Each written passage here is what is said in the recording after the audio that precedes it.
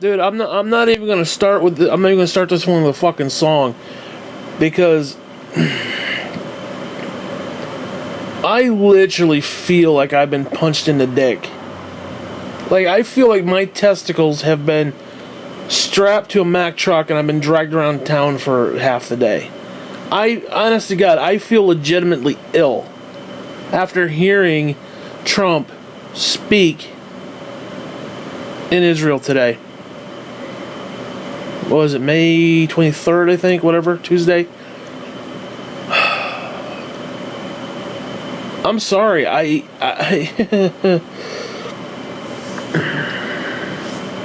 gonna make a prediction right now, okay? He's not gonna get impeached. He's not. Everybody's like, oh, he's impeached. He's not gonna get impeached. He's not. Although, to be fair, I don't know. I don't know much about Pence. Maybe this is setting up Pence. Who knows? But I gotta be honest with you. After hearing what I heard him say,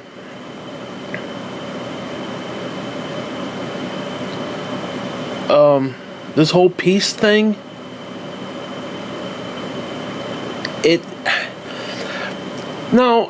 okay, you just chimed in with, he's like a 12-year-old and calls them losers and stuff. What if, I don't know, what if that's just a facade? What if that's just an image? What if that's something that he does stupid shit like that? Some people are going to love it, some people are going to hate it. But what if? I don't know. I personally think he's an idiot. I don't think he's... So, I mean, he could be setting up Pence, I don't know, but I don't want to speculate on that stuff. But hearing him talk... Now, see, the problem is, peace in the Middle East is a good thing. We need peace in the Middle East, collectively. Forget God, forget Antichrist, forget end times. We need peace in the Middle East. And the message is good. That's what's sad. That's what's disturbing. The message is good. We should all come together. I don't care what a Muslim does as long as the fucker's not blowing my shit up. They can worship as they want. That is a good thing. But it's a bad thing. It's a catch-22. I talked about this in my clip last night. It's the Tower of Babel bullshit. Okay? We all come together, no matter what our race, religion, creed, etc., etc., etc. We come together with a singular purpose. Out of many come one. We all come together, and then we have a singular purpose. That is not right. That is ungodly. Because even at our best, we're still far from God. There are none righteous, no, not one. So when we put our mind to something, it is usually, always, I'll say always, usually, not a good thing. It's always a self-centered, egotistical, me, myself, and I bullshit concept. It isn't seek the kingdom first. It's me. It's I. Us. And I'm sorry. Because here's the thing. The Palestinians do not want us to move our embassy to Jerusalem. And if we are going to do that, it's basically like giving them the middle finger. Because this is what I see playing out. I see, because essentially you've got the Shiite and the Sunnis, or whatever it is, of the Arab world. You have, basically there's two factions. When he's like, Iran will not get a nuclear weapon under my, on Donald J. Trump, whatever it was he said. And no, listen, that's great. I actually agree with it. It's... But when you put it all into perspective and you put it all together as a bigger picture, those great little moments, those great little puzzle pieces. Peace, great. Iran, no bombs and shit. Okay, Palestinians getting along, that's great. When you put it as a big collective picture, you start to see a much larger image, and that image is fucked up. So, I could see this, because let's be honest, the Saudis are fucking terrorists, okay? They are fucking terrorists. The only difference is they don't have, or they're not, they're not going to use nuclear weapons anytime soon against Israel or against us. Who's going to? Iran. Then Syria's next. Guarantee it. We are going to go to war with Iran. That is an absolute foregone fuck conclusion.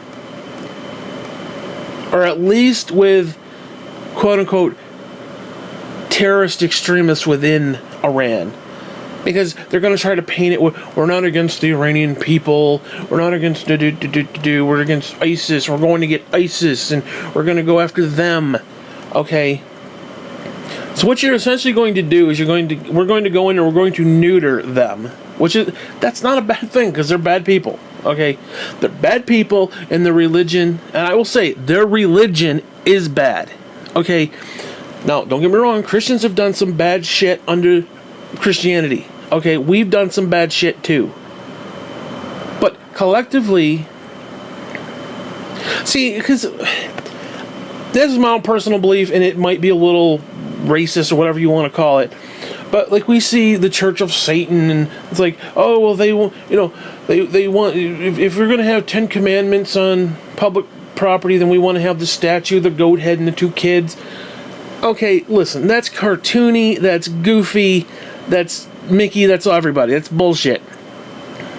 Your real evil, your real Satan-worshipping bullshit is your Muslim faith. I'm sorry, that's just my personal belief on the matter. So you have this cartoony, again, Donald Trump, he's an idiot. He's a 12-year-old. He's a child. You have this cartoony bullshit, but the underlining message is wicked. It's evil. So, again, we're looking at it as, oh, well, we got the Church of Satan and the Satanic Bible. And, dude, the only people who believed that were people in the 80s who were strung out on drugs and went to hippie concerts. Those are the only people who even acknowledge that as a fact. There is more going on and bigger shit than that. That's just a stupid, imbecilic little face of what's going on. Because you can look at that and dismiss it. You look at that and say, so what? You look at Islam, oh, it's a great, wonderful, peaceful religion. Now, make no mistake, I have nothing against those people. I have nothing against them. They can do what the fuck they want to do. But when you look at the underlying tenets of what they believe, blood will run in the streets, so on and so forth. You have to go into every nation and essentially Great Commission, except it's half-assed backwards. Their savior, their imam, is the Antichrist. If you compare their coming savior with the Antichrist, they're one and the fucking same. Okay. Now, I know, listen, I don't want to disparage Muslims collectively, because it's not my place to do that. So when I say this, yes. Am I trashing them? Yes. Am I... See, that's the problem we fall in. You can't say that without it being bigoted. It's this, that, and the other. No, I will say it as a matter of fact. They're wicked. And yes, Christians have done wicked shit too. All in the name of Jesus. We have done some horrendous shit in the name of Christ. We have done wicked shit in the name of Jesus. We are no better. The difference is they are Antichrist. Everything they do is Antichrist, anti-Yeshua, anti-Jesus, whatever. It is anti-that. So therefore they are wrong. Okay, they have a right to be wrong. They can do what they want. Maybe I'm wrong. I don't know. The only difference is,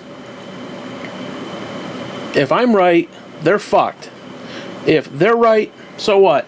I went my entire life thinking Jesus was something he wasn't. Big deal. That's on me.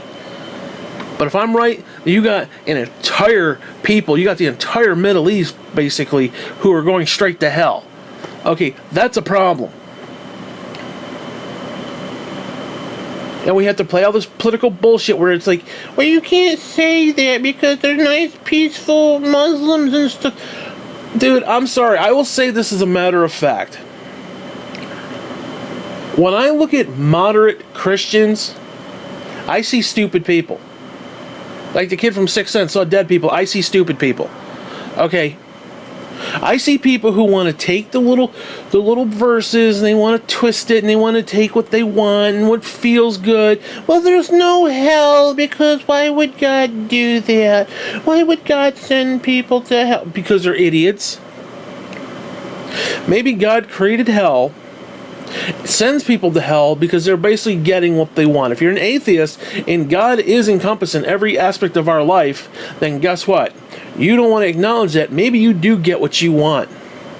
Maybe you get a world without God. What if God is what keeps our soul tangible? What if He is the light? What if He is the love? What if He is all these things? Now imagine a world that doesn't have light, love. Your soul is basically just in limbo. Think about that.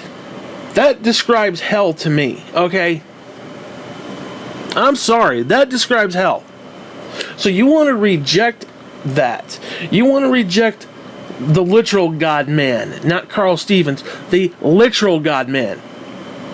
You want to reject that, whether you're a Muslim, whether you're, hell, even a Catholic, whether you're a Jew, you want to reject that. Well, then guess what? What else? What other option does God have? No, they did it out of ignorance. They thought they knew better. But what is God supposed to do? Just say, oh, shucks, there's no hell. I just said that. I just said that to get you scared. What? Really? Seriously? Because what I can see playing out, again, who can wage war against the fucking beast? You're going to see, this is what you're going to see. You're going to see this country, the United States, go into Iran. We're going to neuter them, which is a good thing. It's not a bad thing. It's a good thing. We're going to neuter them. And what are you going to be left with? Moderate, brain-dead Muslims who are just kind of like, oh, okay. Ding, ding, ding. Okay, it's time to pray today. That's what it's going to be. No, I'm not saying that taking out the terrorists is a bad thing. I'm not saying that. But you're going to be left with moderate people. Again, when I look at moderate Christians, I see stupid people who want to pick and choose and cherry pick their ideas and cherry pick their bullshit because it feels good to them. So if that same thing applies to the Muslims, and I assume it does, because it's the same concept, then guess what? You've got Muslims who are like, well, we don't really want blood in the streets. Ooh. There's going to be this kumbaya bullshit, and it's just going to... Because what happens, you get a bunch of moderate Muslims. They're just going to fall in line with, well, we don't like the Jews, but let's just have peace. That's what you're going to have. You're going to have this brain-dead mentality where nobody stands up for anything. Hey, I'll give ISIS credit. At least they're standing up for what they believe in. They're assholes. They're terrorist assholes at that, but they actually believe in something. Moderate Muslims don't believe in anything. Nor do moderate Christians. They don't believe in anything. They want to ride the fence. Well, this side is greener over here, and that's all it is. They're lukewarm. Even Jesus said he'd rather have somebody who's hot or cold. He'd rather have the fucking ISIS terrorists, because at least they're not riding the fucking fence. And that's a fact. So what we're going to do, we're going to go in, we're going to neuter every one of these Arab nations. All that's going to be left are moderate, brain-dead people. They're going to come right on board. And then what's going to happen is once you get rid of the Shiites, or Sunni, I get them confused. Either, whichever one Iran is. Because you got Saudi Arabia, who's one, which I believe is the Sunnis. And then the Shiites, I believe, are Iran. and so on and so forth.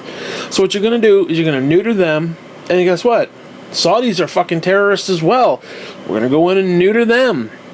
Although they might actually just fall in line. I mean, they look like complete bitches when Trump was there. Sitting there holding on that ball thing, whatever the fuck it was. You look at their facial expressions when he was talking, they're like, what the fuck is he talking about? Okay, I don't even think they're even an issue.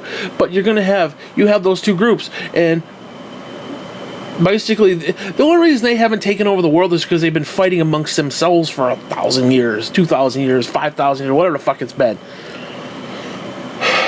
That's the only freaking reason. So you neuter the one side, which emboldens the other. They become the new terrorist. But I don't think you necessarily have to go to war with them. You could actually, manipulate them.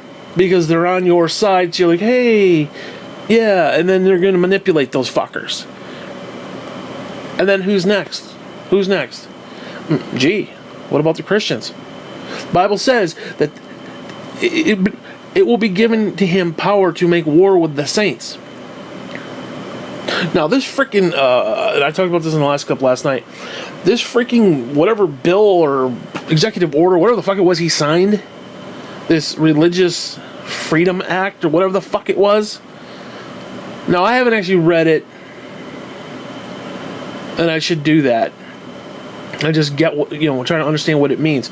But we're talking because, oh my God. You got the Christians who they don't think it. They didn't think it through. It says it's a religious freedom bill, not a Christian freedom bill, and they're like, ooh, they're confusing religion as a collective with Christianity. Because guess what? Once you get rid of the terrorist element of Islam, and you've got the little softcore Sunnis who are just kind of pushovers anyway. Okay. Because we've backed them numerous times. Okay. You can easily manipulate them. So, now think about this. In the Muslim world, you have a neutered Shiite, moderate bullshit with a bunch of people that you already are controlling. Next, you go with the Christians. Okay. Now, I think that's going to be a world thing, not just here in America, but no, I don't know. Now, I'm not saying this bill is it, but it's leading towards something. Because dude, think about it. Think about it. Gay people. Gay people are going to be the end of the world. I guarantee you this. Okay, I say that in jest, but think about it. Religious Freedom Act. If you belittle or bully another religion or any religion, I don't know what the penalty is. I don't know if it's jail time or execution or what. Okay. But now imagine if Christians get in there in the pulpit and they're like, oh, we're against homosexuality. But homosexuals are part of the collective of just live and let live, and, you do you and I'll do me, and so on and so forth. Well, now you got Christians who are attacking part of that group. If you're either with us or against us. Then you got, Christians who are attacking Muslims. Well, these Muslims are on our side. So now the Christians are the bad guy. I mean, I can see that scenario playing out very simply. And very fucking easily. And there's Jim Baker with a big shit-faced grin. And there's all these other guys with big shit-faced grins. I watched a video last night from Jim Baker from a year ago where he's talking about peace in the Middle East is a bad thing. Now, it was all under Obama because they had the Palestinian flag at the UN and they were raising it and blah blah blah blah blah blah blah blah blah blah blah blah blah blah blah. It's horrible. It's wicked. Yet the man has said jack shit about Trump going in there and trying to get peace. Mr. Business fuck man. Okay? Going in preaching peace.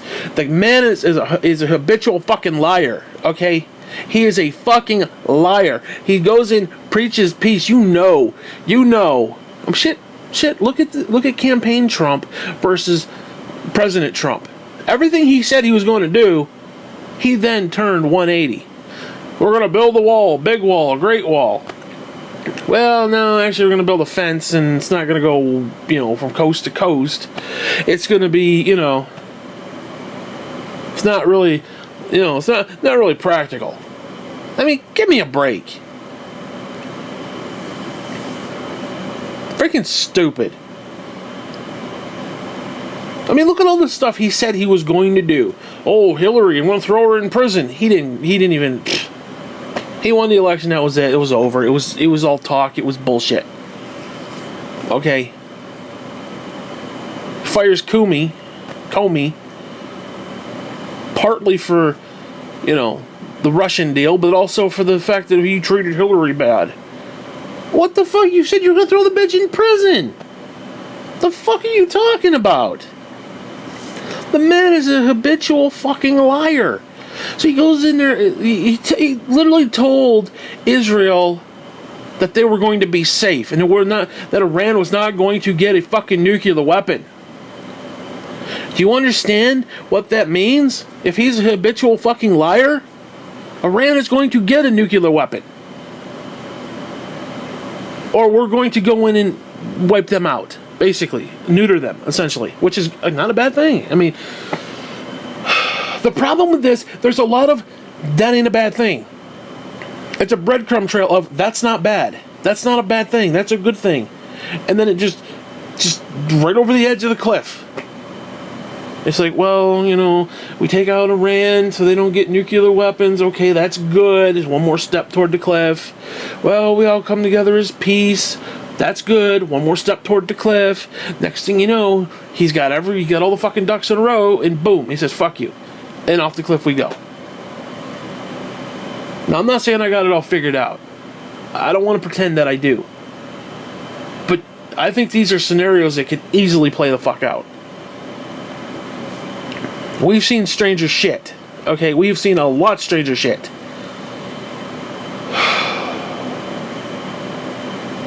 Again, that's what he's going to do. He's going to fracture the Muslims, which is, again, not a bad thing in that regard. He's going to neuter them and turn them into moderates. He's going to be easily controlled. And then the other side, the Sunnis, or again, in case I'm mixing them up, I don't think I am, but in case I am, whatever. He's going to control the other side. And he could easily manipulate them to say, you know what, don't fund the terrorism. Or, fund the terrorism, but do it in a different way. Because we know that all nations are going to go against Israel. All nations means America. Now, Jim Baker and his lot, and I'm not just picking on Jim, because they're all like this, all evangelicals. People in our churches, people we went to church with, they all believe this shit. And the shit that I'm referring to is that America is great. America is good. I mean, I'm talking from like a biblical sense. Okay. And that America was saved by God. As I pointed out, Jesus the Christ himself rejected America when he was in the wilderness. Satan showed him all the kingdoms of the earth. Now, again, I believe that was past, present, and future. Okay, I do. Because strange shit happened to Christ when he was out yonder. Okay, when he was out by himself, yondering around, strange shit happened. One time he's up on a mountain, visited by two fucking dead guys. What is it, Scrooged? I mean, what the fuck are we talking here? Ghost of Christmas fuck past? Apparently. Then he comes down off the mountain glowing and shit. And okay, bullshit. Again, I'm not saying that was bullshit. I mean just bullshit in a typical sense. So if all that shit could happen, you're telling me Satan couldn't show him all the kingdoms of the world, past, present, and future? Because think about it. In the scenario of the story that we are told in that moment, you have the Son of God who's going to die for the people, and Satan tries to tempt him. Do you really think if he's going to rule the entire universe, that Lucifer is going to show him modern day Rome at that time? Really? That's going to persuade him to give up his throne in heaven? Really? So yeah, I believe he showed him kingdoms from beginning to end. He probably saw Vegas, the bright lights of Vegas, the splendor and wonder of fucking New York City lit up at night. Okay? Paris. He probably saw Paris. He probably saw Sydney, Australia. He probably saw wherever. He probably saw all these places today. And what'd he do? He rejected this shit. He said, my kingdom is not of this earth, fuck you. Is what he said. He rejected America. So this blasphemy that we're this Christian nation bullshit. Okay. Dude, if we were a Christian nation, guess what? We would not have freedom of religion. You would not have freedom of religion under a Christian nation. It would be, you're either Christian or you go fuck yourself. That's what a Christian nation would do. Okay? You should not have any other gods except for me. Is what the first fucking 10 commandments. The first fucking one. We've already broken that. We've broken that by giving religious freedom, that you can do what you want. No, I believe we should have religious freedom because people need to make the choice themselves. So we are more of a secular Christian nation, if that's even a thing. We're more of a middle-of-the-road Christian nation. We're middle-of-the-road that leans Christian. That don't make it Christian, though. Okay? Now, I'm sorry. And I'm going to get off a little bit of topic here. I don't like Trump. I'm not going to lie. I don't like the guy.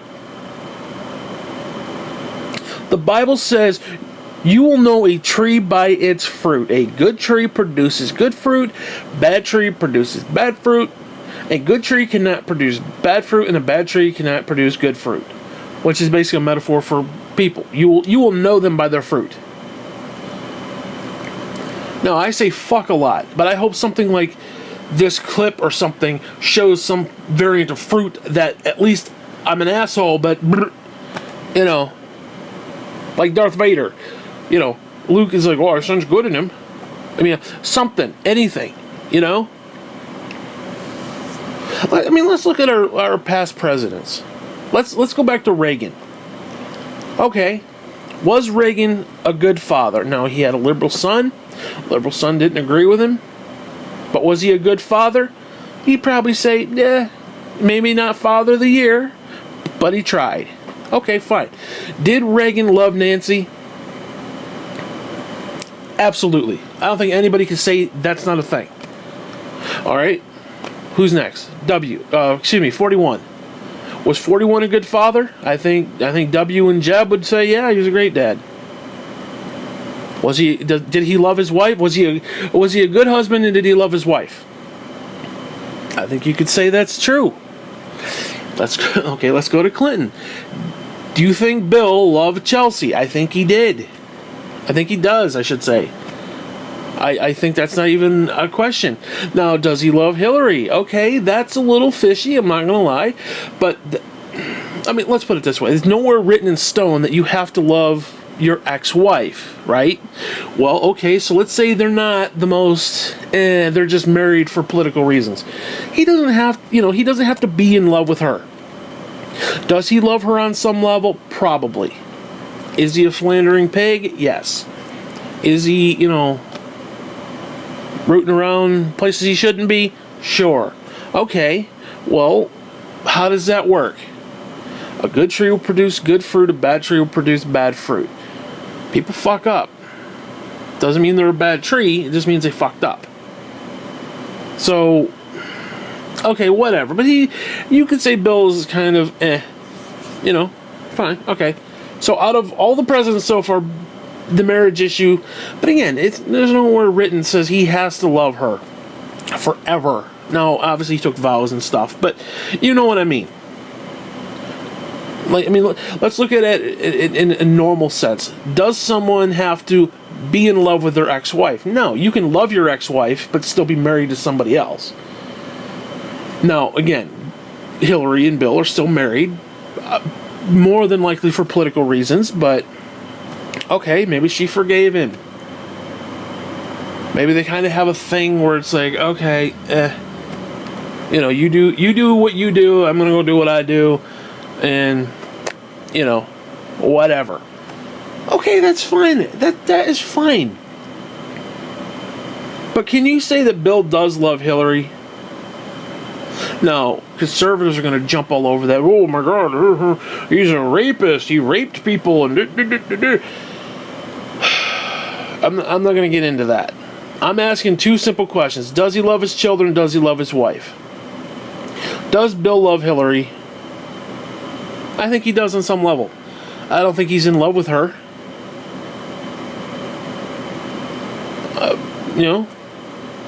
I don't think he's in love with her. But that's not for me to judge. Okay, so whatever.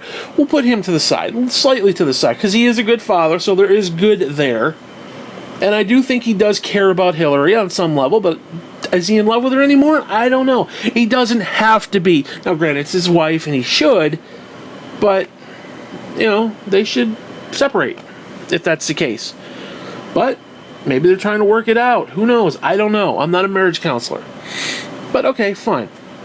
Let's move up to W. Does W love his daughters? Absolutely. Does he love his wife even though she has lizard eyes? Absolutely. Let's go to Obama. Does Obama love his daughters? Absolutely. You see all the time. They're at like inaugurations or whatever. They're out in public and stuff, and he'll reach over and put his arm around the daughter, kiss her on the forehead, sways, his music is playing. He loves his daughters. I think that's safe to say. I do. Does he love his wife? Absolutely. I think that's not even an issue. So there is good in him. Now let's fast forward to Trump. Does he love his children? Now, to be fair, I didn't see it if it happened, and I don't think it did happen. But let's look at the inauguration. Did he go over to his son, put his arm around him, and say, like, wow, look at all this? Can you believe this? They're doing this for Dad, or whatever. Did that happen? I'm not saying it didn't happen because I didn't see it. Maybe it did happen. I didn't see it. Does that seem like something Trump would do? No, I don't think it is. It didn't look like it. Didn't look like it to me. He was ignoring the kid the whole time, from what I saw. But hey, I will leave the benefit of the doubt for that because again, I didn't see every single solitary second. Maybe he looked over and like patted him on the back, like, "Oh, look at all these people," and not as big as Obama, but hey, whatever, whatever. Did you see that? I didn't.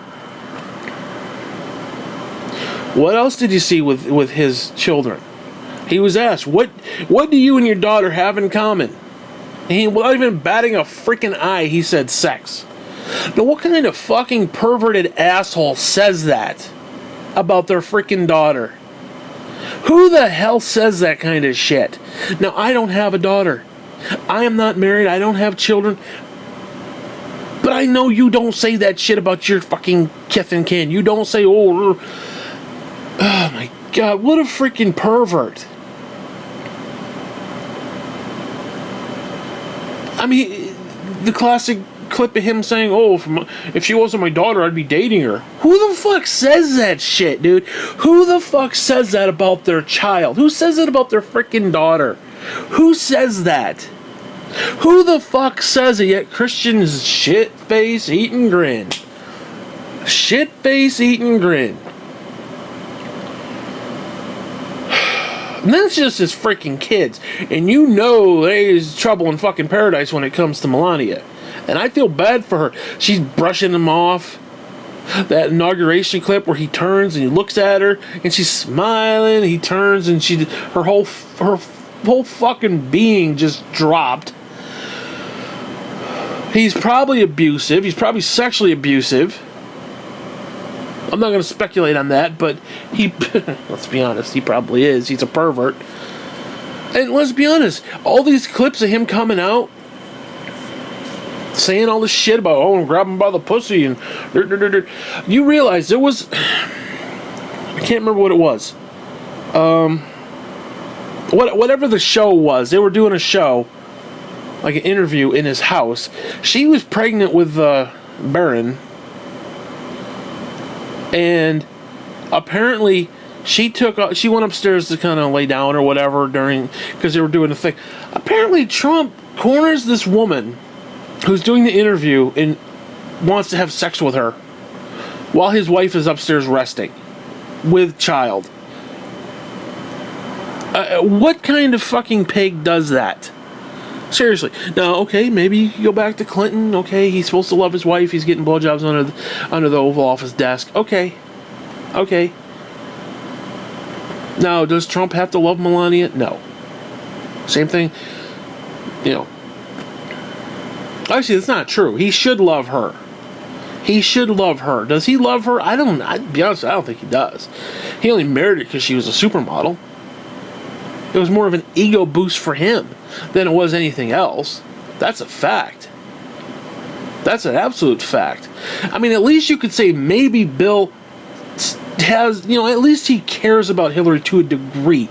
He may be a pig and off sexing it up with everybody, but on some level, at the end of the day, he still has some love for her. She might be a shrew. She might be all this horrible stuff. Okay. She might be everything everybody has ever said bad about her. But you can at least say maybe there's a shred of love there. He may not be in love with her, but he still cares about her on some level. Like, they're crossing the road and a Mack truck's coming, he might push her out of the way because he cares. Okay, can you see Bill pushing Hillary out of the way when a Mack truck is coming? Maybe. You think Trump is going to push Melania out of the fucking way? And risk his own life? Please. And you know where all this Christian shit-face eating grin bullshit comes from? It comes from this modern day prophet, Kim Clement, or whatever his fucking name is. I don't know if you've heard of this guy. But before even Trump came on the scene, he was prophesying that Trump was going to win. And the shit he said is pretty impressive. Okay. And all the Christians glommed onto that. And they're like, Trump is going to win. This is of God, 777 and blah, blah, blah, numbers and this, that, and the other.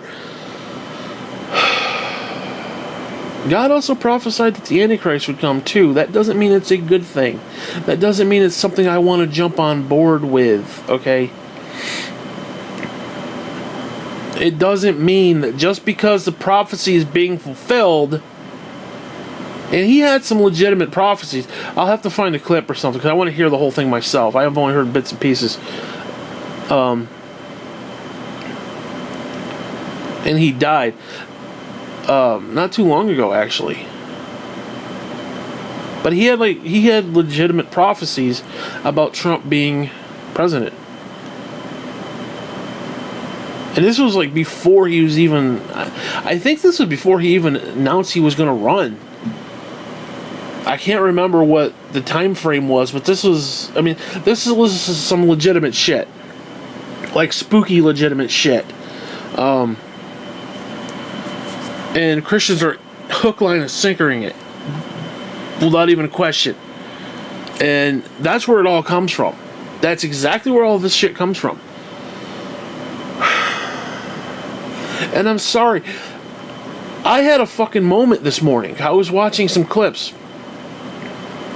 And I see all these Christian people just hook, line, and sinker, like I said.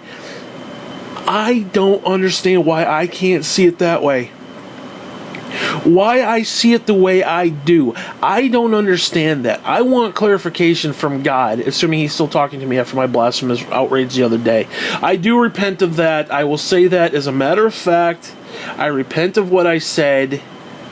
I don't necessarily repent of the fact that I got to the point of anger and frustration, because that's going to happen. I can't control that necessarily. I can control what I say to a point, but when you fucking snap and you just lose it and it all just comes out, that's what that was. I had about 2 or 3 days of just shit. Just bullshit. The birds out front pooping on everything. I cleaned it up. I hurt myself. The whole nine. And it's just, I fucking snapped. So I repent of that. And I ask God right now, give me clarity of why I see this differently. Why? Because guess what? I do not read my Bible. I don't read the Bible on a regular basis. I don't pray for discernment. I don't pray for these things. What I do, like this moment right here, what I'm doing, these clips, I believe God is part of it. So everything I do, like every time I talk aloud, because I talk aloud a lot, I am talking essentially to God, or whoever the fuck is listening, Satan, demons, whatever, cousins, NSA, whatever, whoever's listening, these microphones, whatever, whoever's listening, I encompass God in all of that. I assume God is listening. So all this stuff that I say, all these clips, for the last 41 minutes, in the back of my mind, I know God is part of that. So I may not be like praying, Lord, pray, with a 40-pound Bible and a 2-foot cross strapped to my back. Okay, in a prayer closet. I may not be doing that. This whole thing has been essentially a tirade of prayer. Okay, that's basically what this is. In other words, I acknowledge God. Like when I'm playing games now, that's like I acknowledge God. God is there, even though I may not be doing what I'm supposed to be doing. I could be doing other stuff. I could be doing better stuff. I could be doing things that are more constructive. But I know for a fact that God is there. So it's not completely baseless. It's not completely just I ignore God. I may not always like look up to the ceiling and be like, "Hey, God," okay, but I acknowledge in my mind that he's there. Now, sometimes it happens just, like, sometimes I forget. I don't think about God. There's times, it's,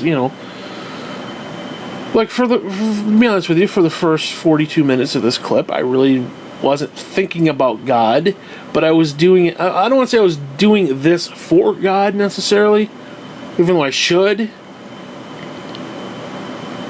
It was more of, I acknowledge the fact that he was intertwined with this. I can't explain it, but it's not as bad as it seems. So yeah, I may not openly pray like, "Oh, Heavenly Father, blah, blah, blah," put my hand in the air and okay, I may not do that, but there's a thought process of God somewhere. And I do it not just, well, okay, I'm going to pray for 2 minutes and go back to what I was doing. No, what I'm doing, whatever it is, whether I'm reading a comic book, sitting on the deck, whatever I'm doing,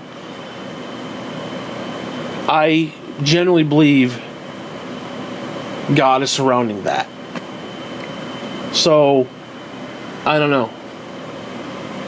But like I said, I don't pray. I don't, like, "Oh, God, give me wisdom. Give me wisdom, Lord. Give me clarity." Now, I'm going to say that now. I pray that God gives me clarity of why I believe what I do. And I can't just hook, line, and sinker and be like, "Oh, Trump's a great man of God," as he grabs him by the pussy. "Oh, he's like Cyrus." That's another thing they're talking about. It's the prophecy of Cyrus. I don't think Cyrus ever grabbed anybody by the pussy. I could be wrong on that. I don't know. Didn't know the dude.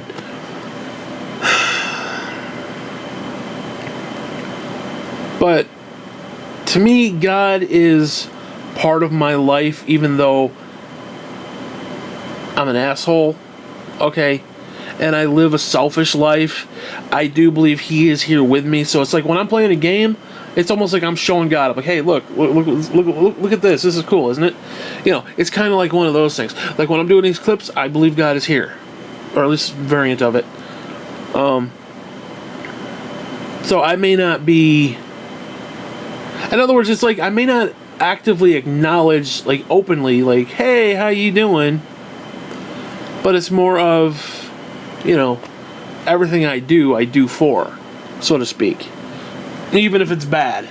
Okay. So that's where I come from. That's the belief that I have. Because I've never liked the idea of prayer. Because it's like, and what I mean by that, don't misunderstand me, but what I mean by that is it's like, okay, we're going to take a couple minutes out of our day to acknowledge God, and then we're going to go back to do our own thing. My whole day is a prayer. Okay? Everything I do. Now, yeah, even when I drop something I say, God damn, it's basically my way of saying, God, I'm frustrated with this situation. Okay? That's how I view it. And I could be an asshole. I could be an asshole. I am an asshole. I could be wrong on that, but you know what? I believe I acknowledge God probably more than some people do. And again, I don't do it all the time, but it's like, all of a sudden it's like, I don't know. I can't explain it any better than that, and I don't think I did very well, but like I said, I don't pray. I don't read the Bible, like, faithfully, like, an hour a day. Okay, I don't even think I've read through the whole thing all the way. And the idea that I can't hook, line, and sinker for Trump, I don't know. Is it because I'm not a good Christian? Because I don't, get into the Word and blah, blah, blah, blah, blah, blah, blah. I don't know. Maybe it is. But even so, I don't know if I want to get into it then, if that's the case. If I have to look at what Trump does and say and have to make excuses for it, I don't know if that's something I want to be a part of. I look at the filth that he does. I don't want to make excuses for it. It's like, how can... Like the Bible says that if you go against Israel, God will go against you, essentially. Well, how can you be for Israel all the while saying, hey, I think you're doing this really stupid and you think you need to stop being assholes? Like, where's the fine line in that, Where's the fine line in correcting them and saying, I think you're wrong, you need to get right, versus you're coming against us? Because, again, there's a fine line there. And they could easily look at that and be like, well, you're coming against us. Millstone around the neck bullshit. Okay. Similar idea. It's like, there's such a fine line with all of this stuff. Because all these people who are shit-faced grin right now, they read their Bible on a daily basis. They pray every few hours even. They take... Basically, the difference between them and me is they make a show of it all. It's like, oh, okay, I'm going to pray now. I'm like, no, God, what the hell? I literally look up at the ceiling and I put my hand up and I'm like, God, what the hell? As in, I don't think God is something you should just turn on and turn off. I think God should be there 24/7. And even if I don't acknowledge God for a few hours, or I watch a movie, I believe He's still there. Where, again, a lot of these people just want to flip God on like a switch. Like, it's time to pray. Oh, we're done. Amen. Click. Okay, I'm sorry. That's not cool. Because if God is a living, breathing, so to speak, being, that would piss me off if I were God. People just like... I'm sorry, that would piss me off. That would absolutely piss me off if I were God. Or at least with me, I believe the light switch is always on. I just believe that. Now, again, sometimes you sit there with your eyes closed, even though the light's on. That's kind of what it's like. The light is on, and sometimes you're just sitting there resting your eyes. You're not acknowledging the light, but it's still there. That's how I view my life. That's how I view it. Is that better than what they do? I don't know, but I don't make a production out of stuff. I don't believe in making a production out of that. Like, oh, everybody stop. I'm going to talk to the Lord now. I don't know. I have an issue with that. You know, they got their little fancy haircuts and their little suits and their little 50-pound Bibles. And it's like, look at me. I don't know. I have a problem with that. Especially TV preachers and people who think they're hot shit. I'm sorry. Nobody should call themselves a prophet. I'm sorry. Nobody should call themselves a prophet. Nobody should call themselves God's man. That's for the people to decide. That is for people to decide. Jesus never came and said, oh, I'm Jesus. No, what did he say? He went to everybody and said, who do you think I am? Some said, oh, you're the son of man, you're the son of David, you did. He always said, who do you think I am? Never, this is who I am, you need to respect me. He never did that. So when I hear stuff like that, it pisses me off. I'm God's man, guys. No, you're not God's man, you're a fucking idiot. You're a glory hound. You're a sausage is what you are. Carl Stevens was a sausage. That's exactly what he was. He was a glory hound sausage. The little sausage link is what he was. Looking for glory. It's looking for glory in all the wrong places, basically. That'd be a great song, by the way. And this is exactly what Trump does. Now, was Obama the greatest Christian on the planet? No. Was he even really a Christian? I don't know. But there was good in him. There was good there. You may not like the fact he was a socialist. Fine. You may not like the fact that he put fancy mustard on his hamburger. Okay, fine. Does that mean he was a bad guy? Just because you didn't agree with him politically? So, I don't know. I don't know what to make of that. And this is something I'm struggling with. Because it hit me like really freaking hard today. Because I was watching those clips. I see the shit-faced grin Christians. And it's, oh, Trump is great. And then I see Trump in Israel talking about bringing peace to the Middle East. Which we know the Antichrist says he's going to bring peace to the Middle East. And then to tie it all together. And I've talked about this 100 times lately, just recently. But there will always be a remnant of God's people. Now, I'm not going to be bold enough to say, oh, I'm part of that remnant. But 80% of evangelical Christians, they voted for Trump and they still support him today. 80 freaking percent. Now, what does the Bible say? It's the road less traveled, the straight and narrow. Okay, 80% of evangelical Christians support Trump. I am proudly part of the 20% who don't. Okay, I'm sorry. I just am. Because, I'm sorry, I don't see good fruit in that man. I don't see good fruit there. Now, okay, fine. And people are like, well, he's a baby Christian. He just came to the Lord. Which I don't think he did at all.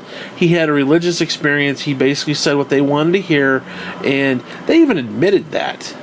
Dobson and the stupid woman preacher, the blonde woman preacher, whatever her name is, they actually openly admitted, because guess what?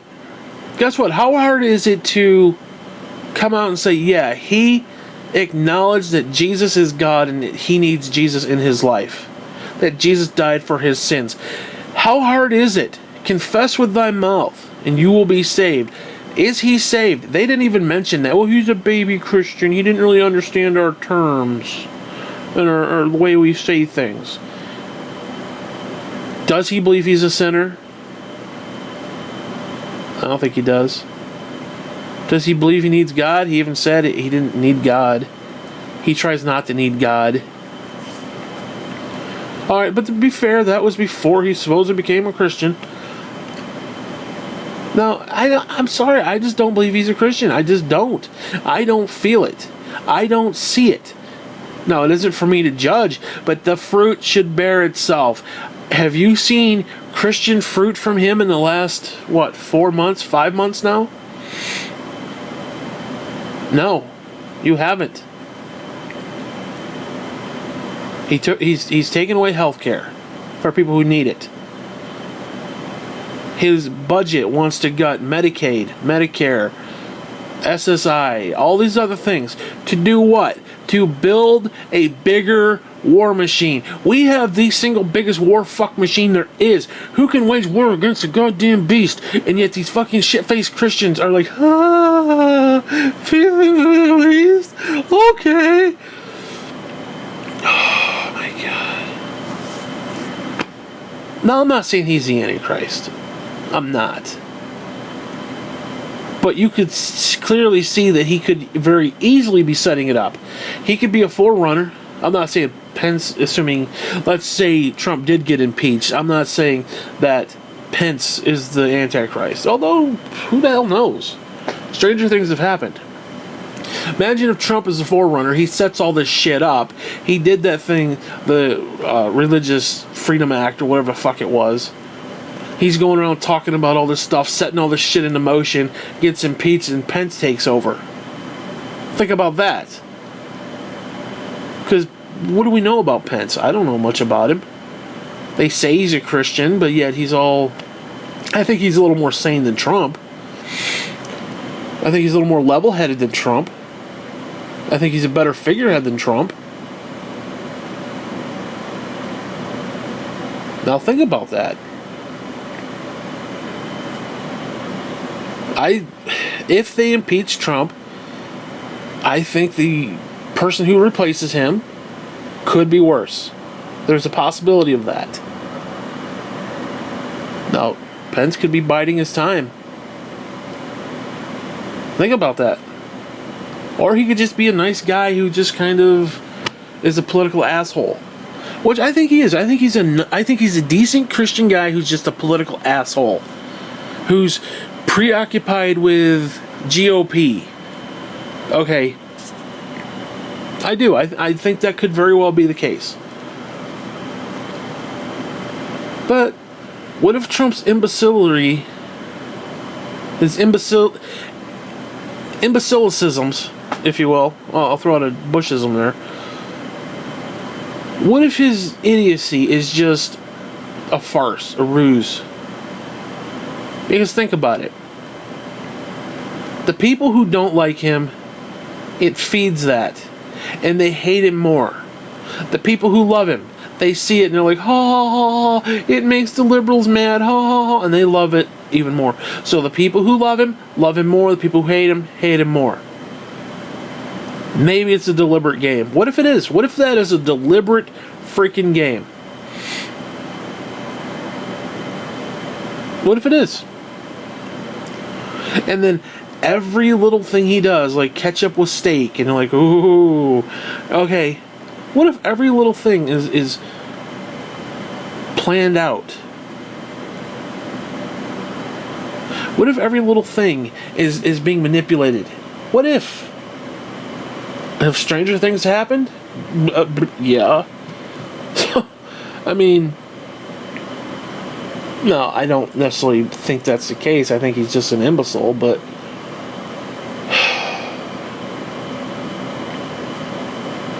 I don't know, man. I just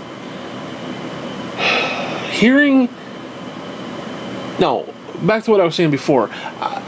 I got up this morning, I was watching Jim Bakker. Well, I wasn't really watching Jim Bakker, but it came up as recommended.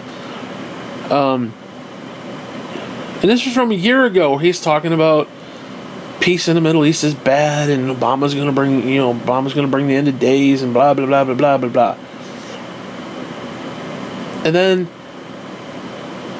I accompany that with what I saw last night, where they're talking about horror of Babylon and how America is going to be destroyed because we're this Christian bastion of wonder and blah blah blah, which is not biblical, but that's okay. And we're going to be taken out of the picture, and all these other armies from the north and the east are going to attack Israel, and we're going to be powerless to help. And really, it says all nations will come against Israel. It doesn't say all nations, except for the ones who, are kind of down on their luck. The ones who are kind of taken out of the game. All nations. That means rich nations, poor nations. Every single nation will go against Israel. That includes America. So, we had an economic collapse and America doesn't really, blah, blah, blah, blah, blah. No. All nations will go against Israel. So we either have taken a back seat and no longer are existing, we've been taken over. Let's say we're part of China or something, or part of Russia. What if we're part of Mother Russia or some fucking thing? That's stupid. That ain't gonna happen. So what's the next logical outcome? We're the ones leading the war. Because think about the betrayal. Oh, Israel, we're going to stand with you. I'm Donald J. Trump, and they won't get bombs, and we will stand with Israel. And then turn right around and fuck you, Israel. Think about that. That's how that shit plays out. You got a habitual fucking liar. That's how that shit plays out. The fucking Antichrist on his little white fucking horse, actually his little pale horse, I should say,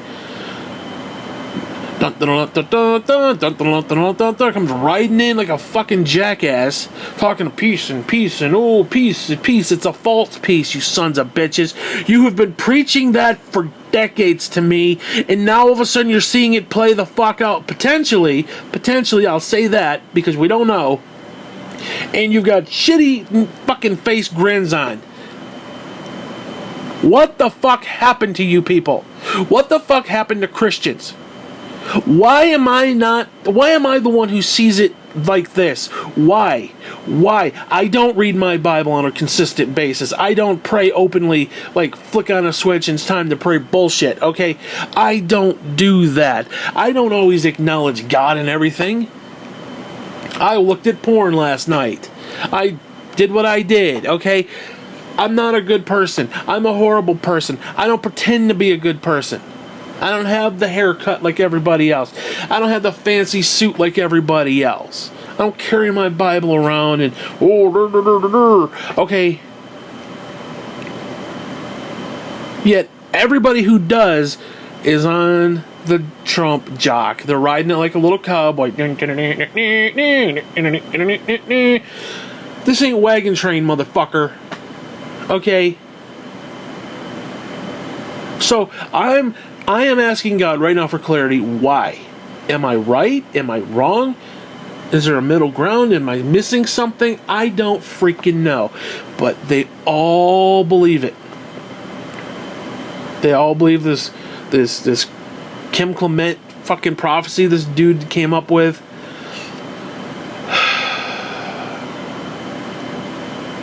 And his prophecy, like I said, was scary. I mean, it was spooky, fucking accurate. He mentioned in New York Times. And if you look at the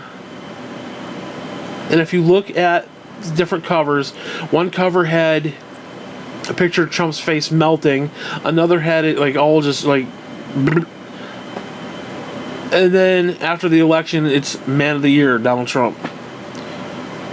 And the prophecy was that even New York Times will it was something like they'll be against him and then even they will come around, kind of a deal. That was whatever. You have to hear it word for word. I don't want to paraphrase it and fuck it up. But basically it was saying that they're going to be against him. They're still against him, but they're going to like openly say that, and he openly said that New York Times, I mean, they mentioned by name that they were going to do this. And if you look at the covers, next thing you know, Man of the Year. So there's, I don't know, it was a really freaky prophecy.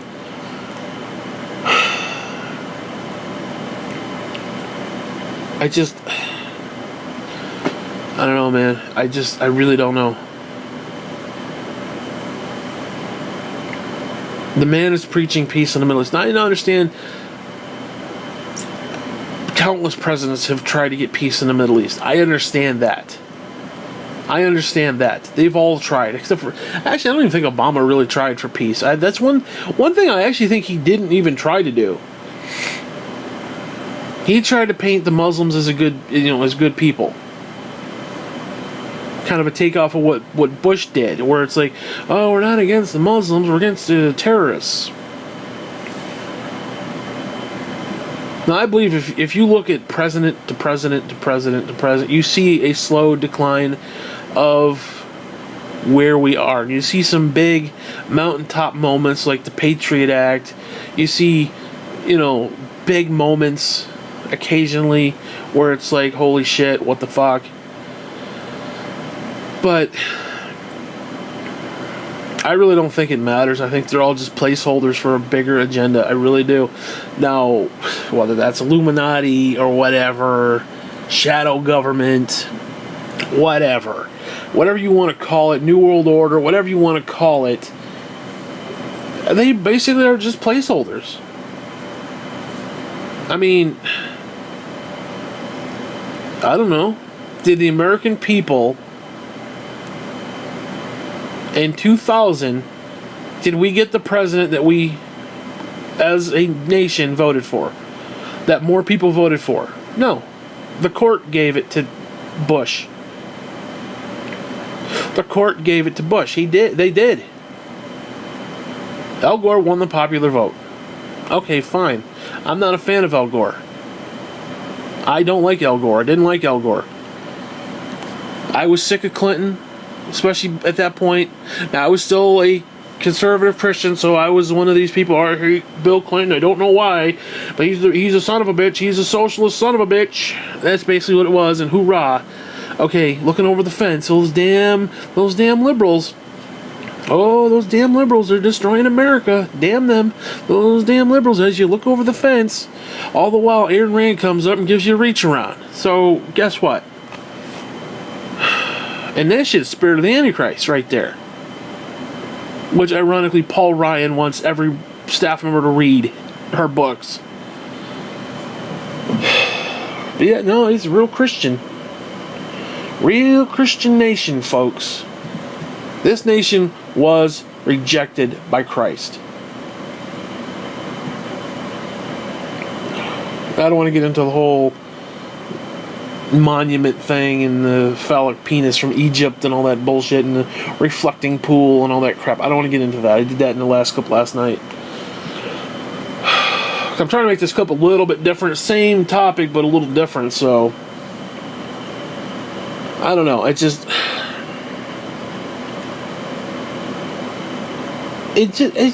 bothering me that these people who have been preaching this shit, and I say shit because it's exactly what it is. They're preaching from the Bible, and apparently it is shit because they've been preaching it, and then when they start to see it play out, they're like, well, no. But yeah, put Obama in the picture. Oh my God, we see the end of days everywhere. Every time Obama, every time he wakes up in the morning, it's the end of days. Yeah, this motherfucker is actually trying to fulfill the end of fucking days, and they're like, ha ha ha ha ha, banging their fucking head against the wall until they see blood.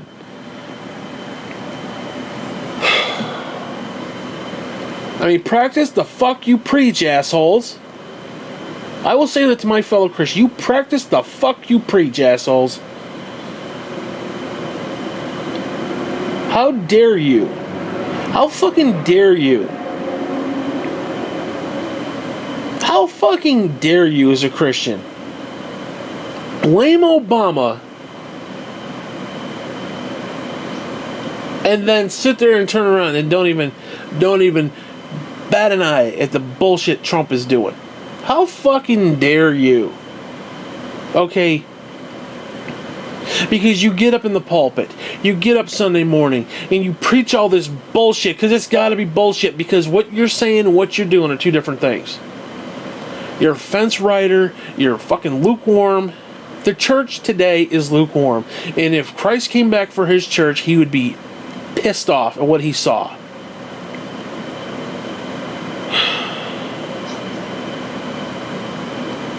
I'm sorry. Because I don't know what to make of it. I honestly don't know what to make of it.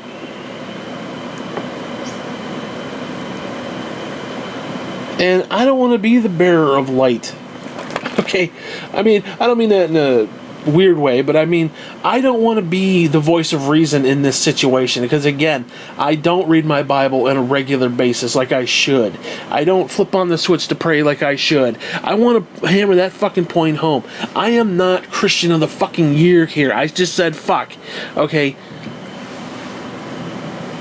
Yet I do not see it like they do. Is it because I'm being deceived?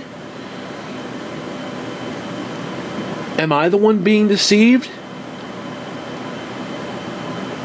Maybe. But at the end of the day, my mission statement is, if you believe in Jesus Christ and you need to read those words in red in your Bible, and if your GOP talking points do not line up with those, you're full of shit. That's what I say. So I'm the one who's deceived?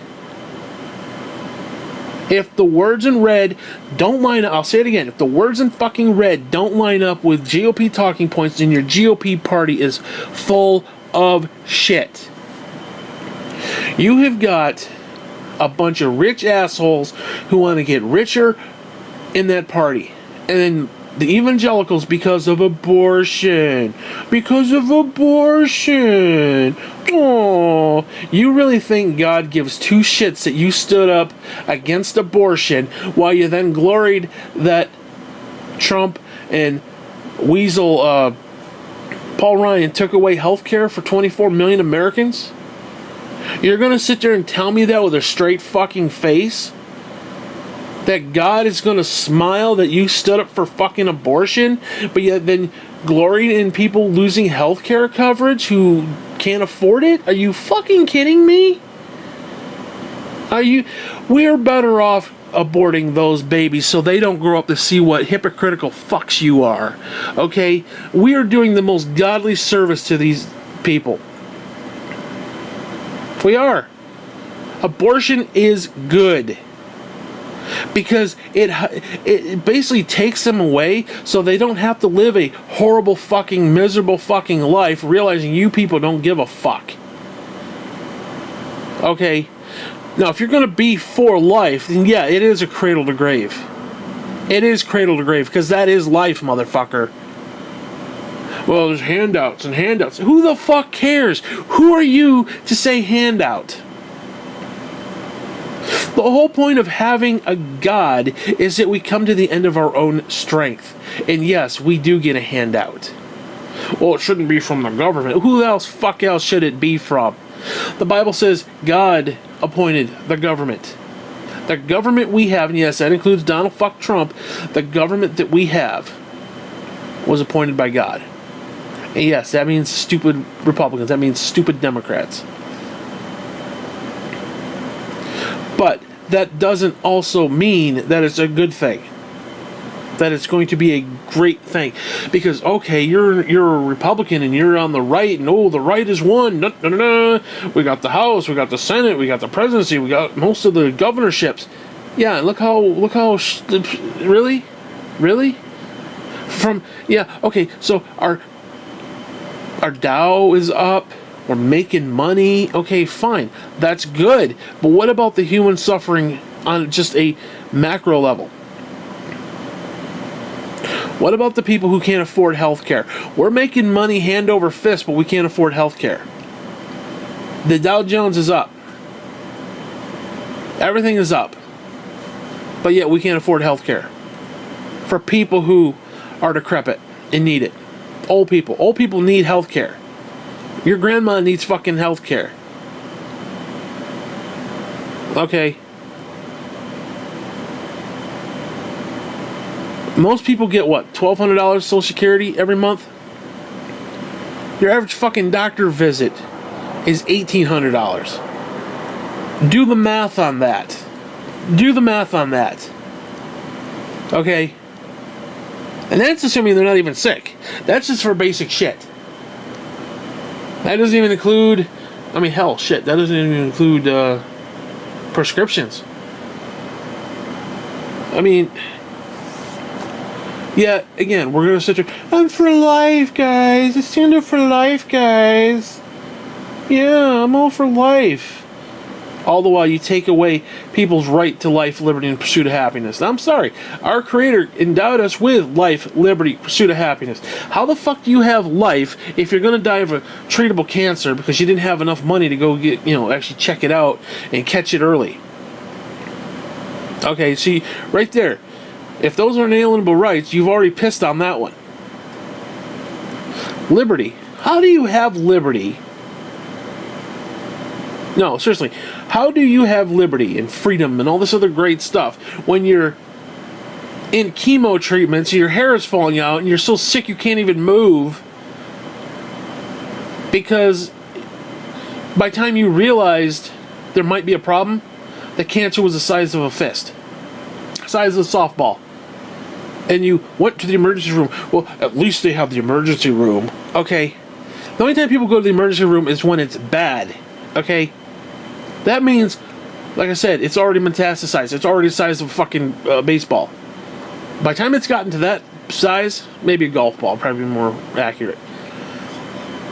It's probably going to be a little too much late. So guess what? Your life is shot. Your liberty is shot. And your pursuit of happiness is null and void. We need healthcare. And yes, we need the government to give us healthcare. My personal belief in the government is that the government should do what people can't, essentially. It needs to protect the people where the people can't. If the people, okay, for example, I, you, anybody else, most average people can't go fight wars in Iraq. Not that we should be in Iraq doing that necessarily, just willy-nilly, but okay, fine. We can't defend the home front. So, yes, our government needs to find people who can defend the home front. Average people can't afford healthcare because the healthcare costs are extremely insane in this country. Then guess what? We need a government to help us do that. Sorry. This, free market bullshit. I'm sorry, my life should not be determined whether I get to keep it or not based upon some asshole's pocketbook and whether he can make money off me or not. Do you fucking realize that because I was born with spina bifida, I cannot get life insurance? My cousin Mary was going to actually get life insurance for me, pay the monthly premium or whatever the fuck it is, so that when I die, there's money to dump my ass in the ground. I need at least $13,000. I don't have $13,000, ever. I don't even have $300 to buy a virtual reality system for the PlayStation 4 that I really want. I don't even have that to do, much less $1,300. So yeah, you could get healthcare, you could go buy a cell phone, you can buy a smartphone. Whatever, man. I don't have that kind of money. And that's just to dump my ass in the ground when I'm dead. Okay. Well, we're gonna cremate you. I don't know how I feel about that, I'll be honest with you. But when I was down there at Trainers for Gene's funeral, I checked into it, we all did. $13,000 to dump my ass in a fucking box and stick me in a hole. And I can't get life insurance. Because I have a pre-existing condition, they will not give me life insurance. So when I die, whoever's around is stuck with that. Okay? That's 2 cousins, my father potentially, and you. You guys got $13,000. Really? Really? Oh, we're gonna burn you up. I don't know if I want to do that. I don't have a choice. I'll be dead. I don't really, But I don't know. I don't know. I would much rather be in the box in the ground with the rest of everybody else over there. But who's got 13 grand? You take out a fucking small mortgage on your fucking house to dump my ass in the ground. Because these fuckers, these greedy cocksuckers won't give me fucking health insurance. And it was somebody who actually has a legitimate job, and legitimate jobs, multiple fucking jobs, and multiple sources of income who are actually going to pay for it. These cocksuckers wouldn't give it to me. And that, like I said, is just health insurance, or life insurance. That's not including health insurance. That's not including pills and shit. It's stuff I would need. So, hope to God I don't get sick. I tell you that much, because I'm fucked. You know? Yeah, oh, we're standing up for life. Yeah, bullshit. You're standing up for some fucking asshole's pocketbook. That's all it is. Some rich asshole's pocketbook. That's all you're standing up for. Oh, Trump, he's going to do it for us. Really? What the fuck has he done for you? What the fuck has he done for the middle class? Oh, he's brought jobs. Okay, fine. Okay, fine. He brought jobs. He brought jobs. By doing what? By making the rich richer. That's supposedly going to bring in all these freaking jobs. Okay, great. Sure. Yep. And hey, make no mistake. I believe Trump is going to make this country very rich. I do. I think the Dow is going to go up and up and up and up. But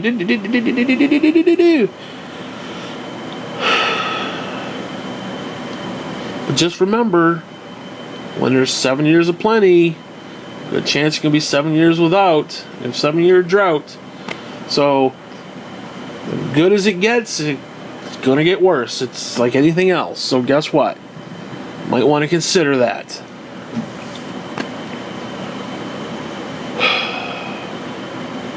There was an interesting fact. I didn't know this.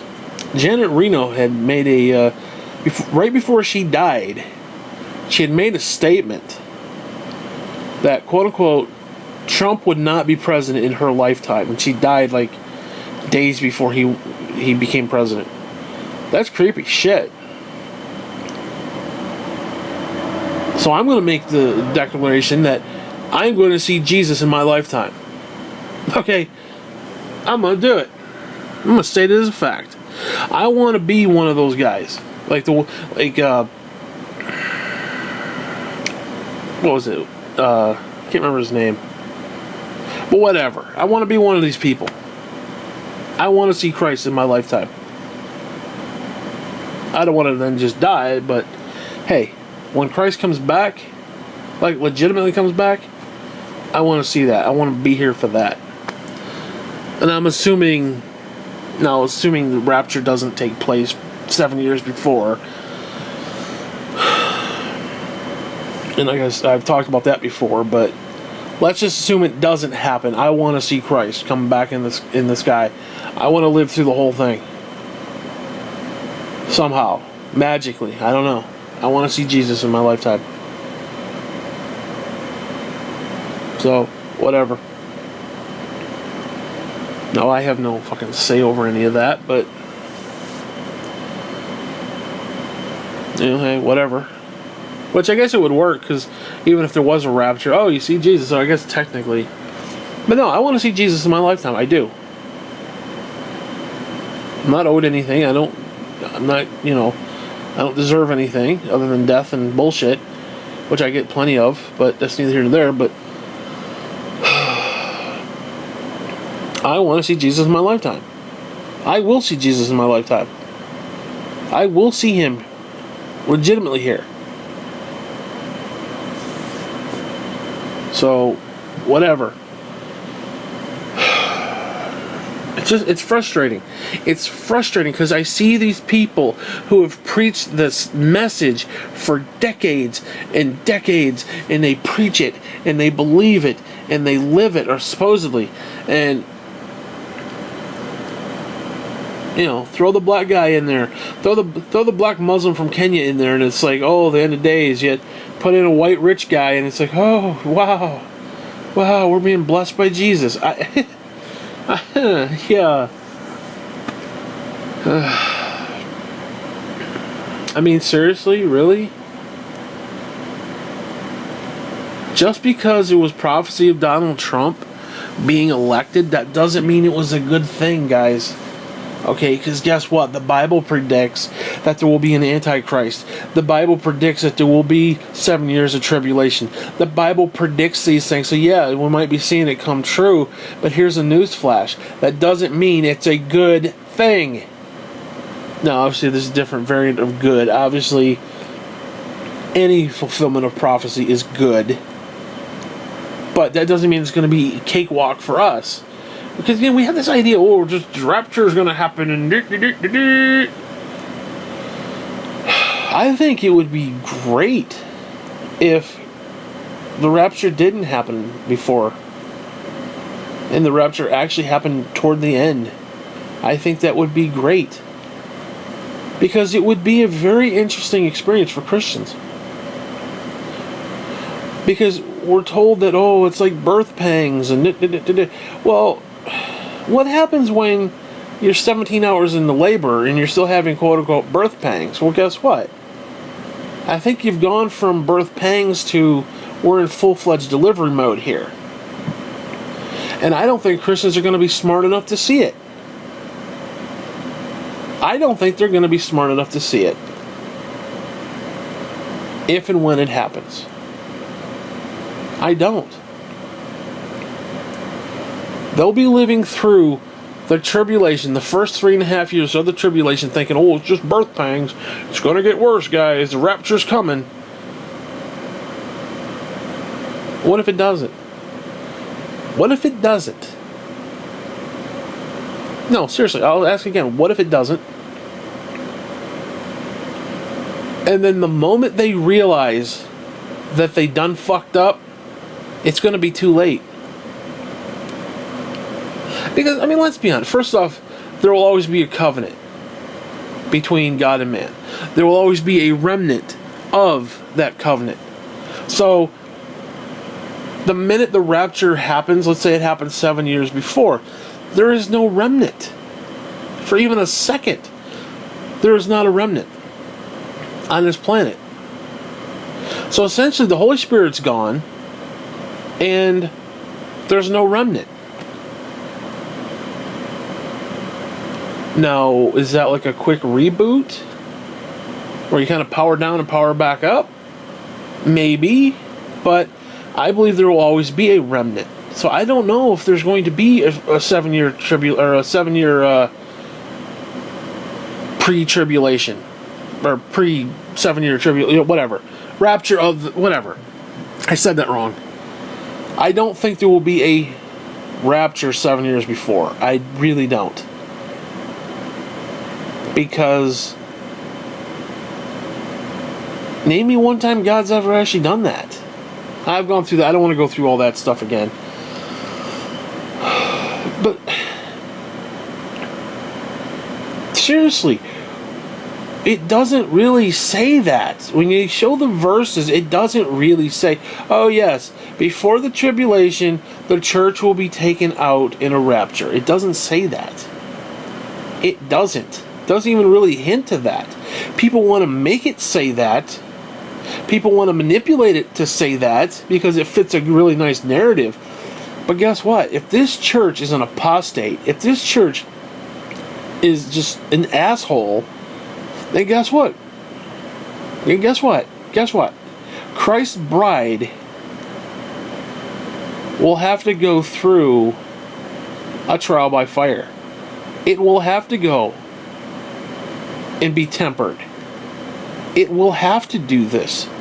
I mean, is this church right now, shit-face eating grins looking at Donald Trump, is this church ready for Jesus? I don't think so. Now, maybe God will just overlook that and be like, hey, we'll rough off the edges later. I don't know. I don't think so. The best way to do it is have the church go through the tribulation. I tell you that right now. Because by time they realize it, the tribulation will be over and the great tribulation will begin. They will literally wake up with the Antichrist with the abomination of desolation, where he literally is set on the throne and is like, I am now God. Worship me. And as I said in other clips, that is the whore of Babylon. That is the destruction of Babylon at that moment. Where it's no longer, let's all be peaceful and you do you and I do me, and the Muslims will worship the way they want, this one or that, and we'll all come together under peace and Really? Really? That is the whore of Babylon, and that will be destroyed because the Antichrist wants all worship to him, not just random, like, oh, kumbaya. Which I find ironic considering Trump can't even get peace between liberals and conservatives. He can't make peace between, and he doesn't want to make peace, so now he's going to go over to the Middle East and make peace? What the fuck? You really think he's going to make peace with his decades-old freaking war? And this decades-old bullshit? He's going to do it? You really think so? You really genuinely think so? Yeah, he can't make peace with liberals and conservatives. How about you start at home first, fucker? Then we'll talk about you conquering the world.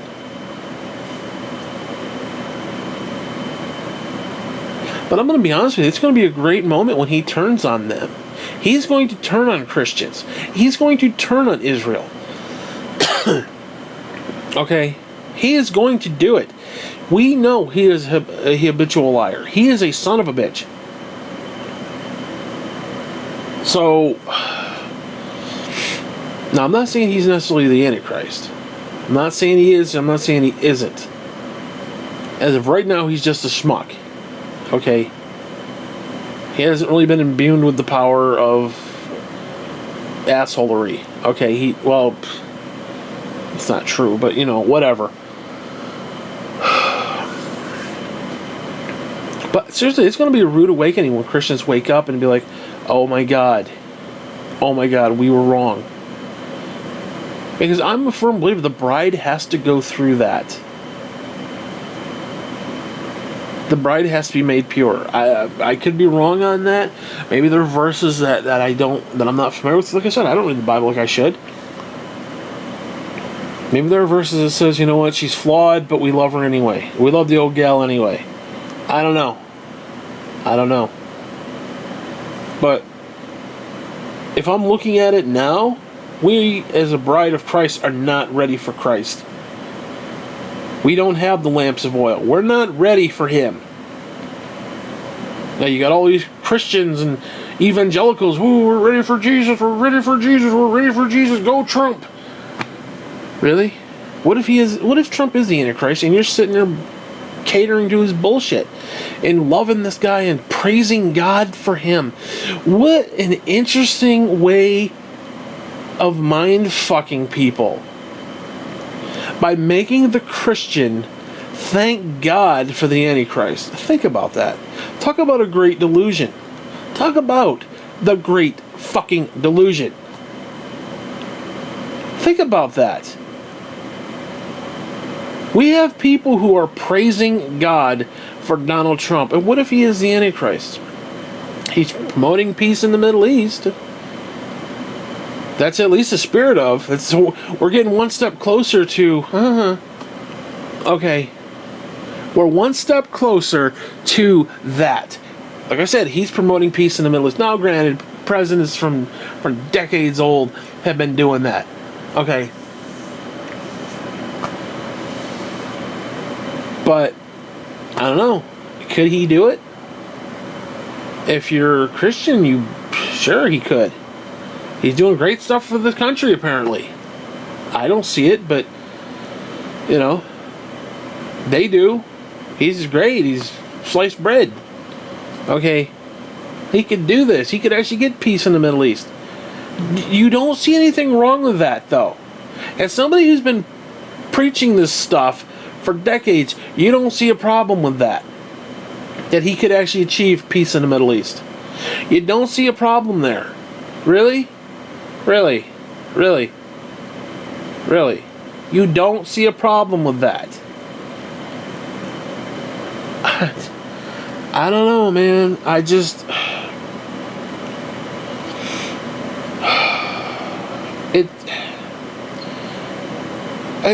I don't even know what to say. I'm literally speechless of this.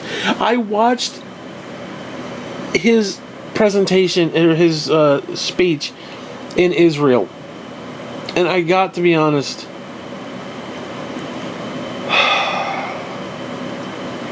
I wish it were that simple. I wish it were just, oh, blah, blah, blah, blah, blah. We love Israel, and Israel loves everybody, and we could all come together and sing Kumbaya around the campfire as we take a puff from the old smoky dragon.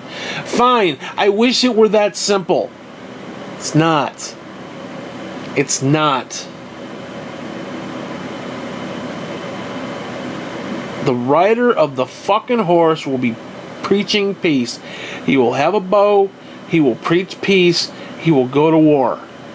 What is Trump doing? He is gutting safety net features for poor people to make a war machine, all the while preaching peace. Hello?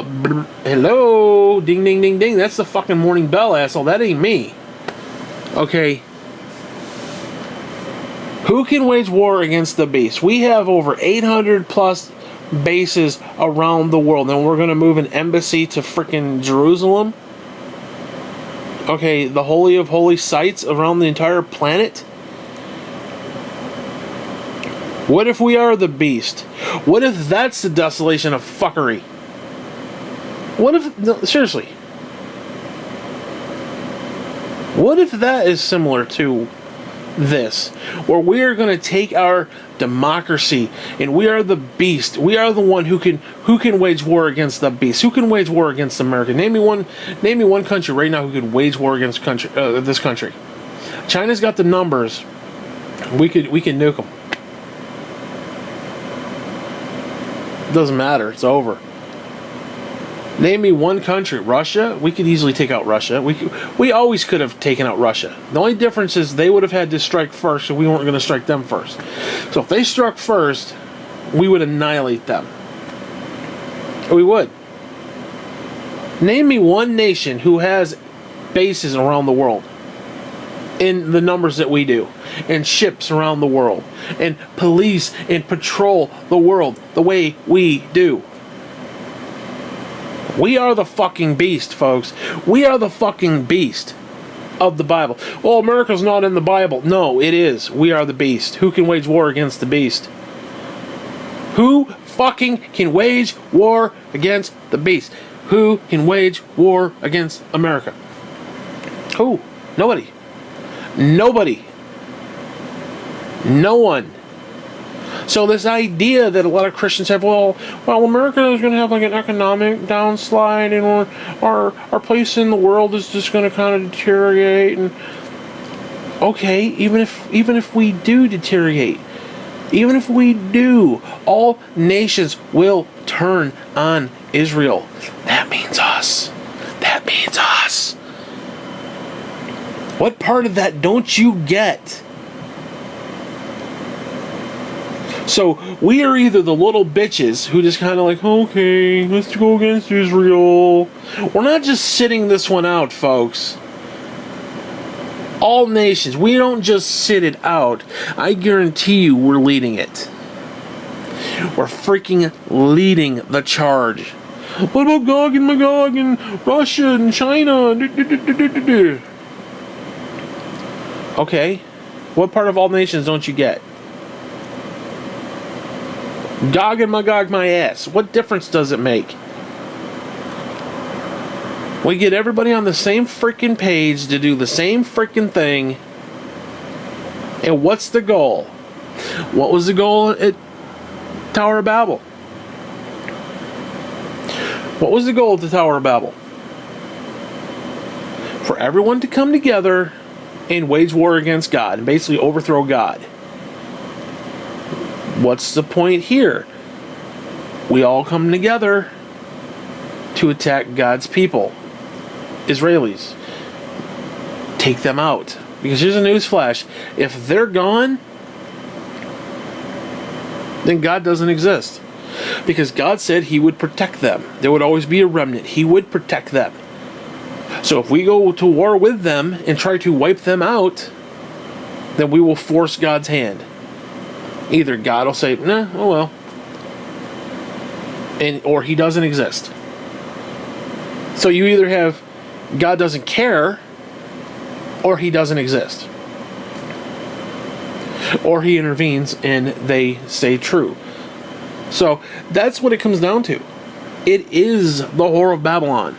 We will lead that charge. I guarantee you this. This is how it will play out. We will lead that fucking charge.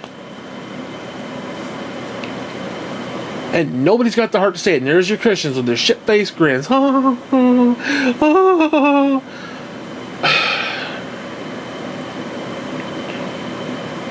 then it will be given to him power to wage war against the saints. Do you understand what that means? It means that the saints were protected at one point. The saints were maybe even on board with it at one point. Oh, I don't know. Maybe a religious whatever that bill was he signed. That Religious Protection Act. You know? Well, guess what? If you neuter the Muslims and you get them on board, then you get the Israelis on board, and you get the Catholics on board, you've already got the Christians on board, you get all of the major world religions on board, you know, you get them all together in one big group, and then you're going to have preachers of the Christian faith who are like, well, I don't like this. This is blah, blah, blah, blah, blah, blah. You know, they're going to be preaching against that group. Guess who they're going after? He will be given power to wage war against the saints. Those who are standing up for, this is wrong. This is bullshit. This is not God. He will make war with them.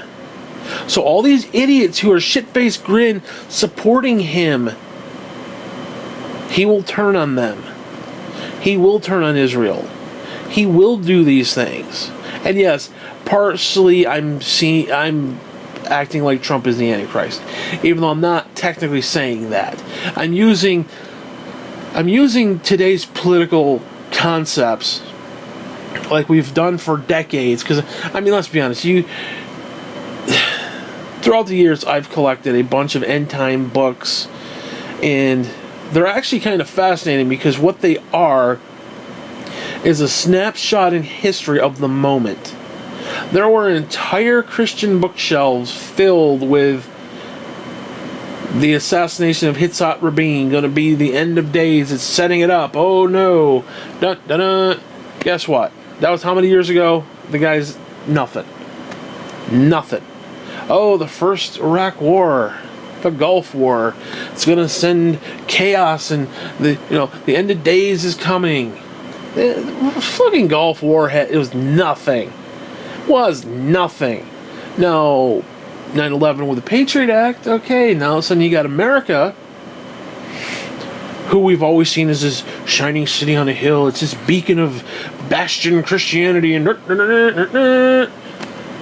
well, okay, well guess what? Our freedoms and our liberty have been shit upon by the Patriot Act. But yeah, there's your Christians saying, well, we gotta be safe. What did the founding forefathers say? That if you give up liberty for freedom, or liberty and freedom for safety, then you have none? Guess what? We've watered it down. We've bastardized ourselves, basically. And then you move forward. And then you move forward through time. And you see constant this, that, the other. The Iraq War was going to do it. Oh, the Afghan was going to do it. Iran is going to do it. Again, it's a snapshot of the fucking moment. All those books are snapshots of the moment. So, yeah, we have to kind of do that because, okay, if these are the end days, end of time, whatever, then what we're seeing needs to make sense. Now, sometimes we do try to shoehorn prophecy into, oh my God, Obama put mustard on, or put mustard on his hamburger. It's the prophecy of the mustard. Okay, whatever, you're a fucking idiot, but that's neither here nor there. You know, whatever.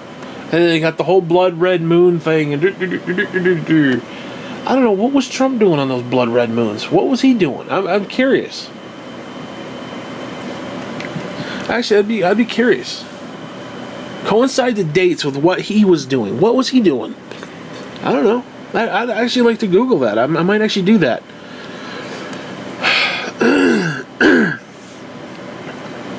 But at the end of the day, what are you left with? You're left with the very thing people feared about Obama is happening now.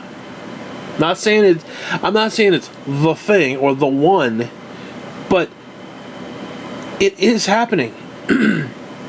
Or at least it's trying to happen. He is over there trying to get peace for the Middle East. Okay? Peace in the Middle East means that, okay, there's going to be death, destruction, we're all going to fucking die. Do you understand what the tribulation means? This isn't just, well, let's all get together in peace and love and harmony. Yeah, if God didn't exist, that's what we should be doing. But the fact is, that's not how it's going to work out. Because I can see a scenario where they, like I said, they neuter half the Arabs.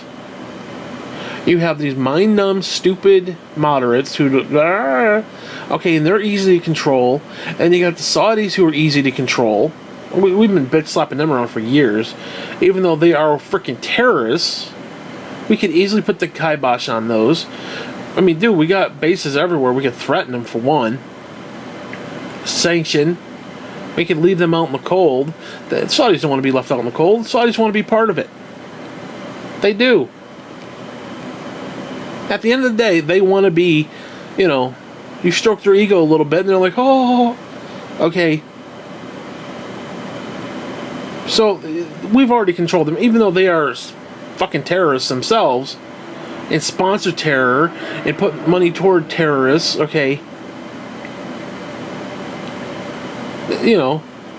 But we can control them.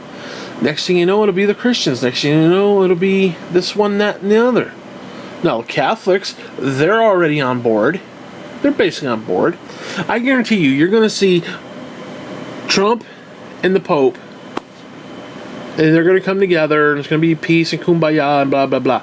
So now you're going to have the Catholics, you're going to have the evangelicals, you got some of the Muslims, you got Israel. It's a perfect storm for fuckery.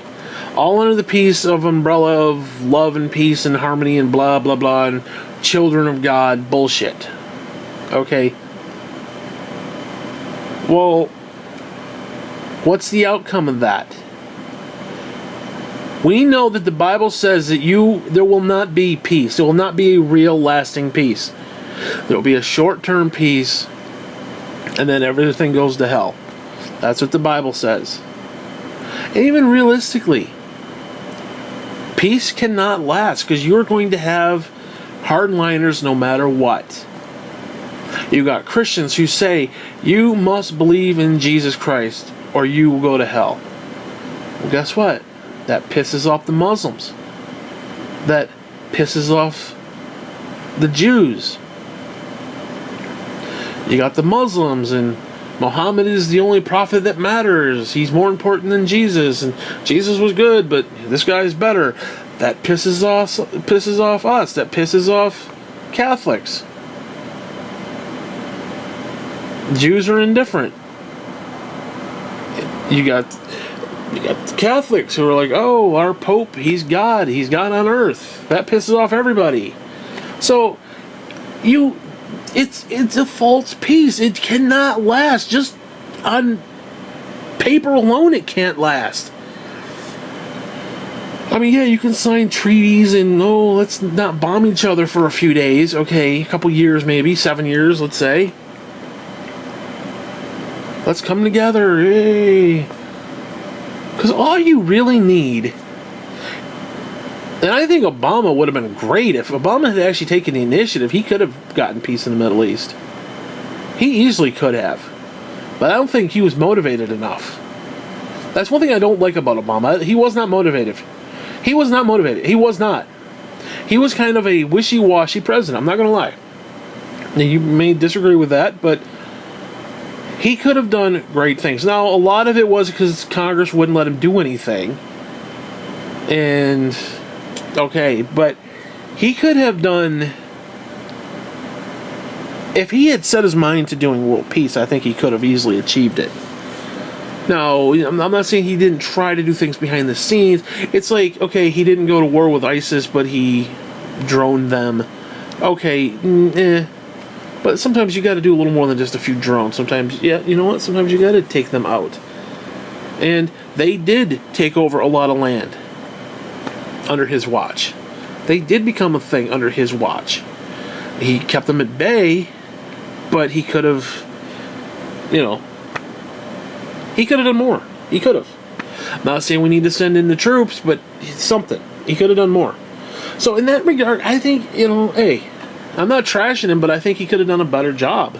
Especially the fact that since Republicans weren't going to let him do anything, he could have focused on something like that. And now, he would have been an awesome Antichrist. I'm secretly hoping he is the Antichrist. I'm not going to lie. Because he'd be a damn cool Antichrist. Obama is a cool dude. He is. He's a cool cat. Trump is just an imbecile. He's a 12-year-old imbecile. He's a toddler. And if he is the Antichrist, I'm disgusted with reality. That's all I'm going to say on that. But that's neither here nor there. But whatever. But seriously, you have all these people who believe something, and then when they see it playing out with a guy that they like, no, doesn't matter, it's all good. It's all good. Nothing to see here. Nothing to see here. Like Baghdad Bob. Nothing to see here as U.S. tanks roll behind him. No, there's no invasion. We're all good. There's freaking servicemen and women, some service dude hanging out of the tank going, yeah, fuck Iraq. And he's like, oh, there's nothing to see here. Nothing to see here. It's all good.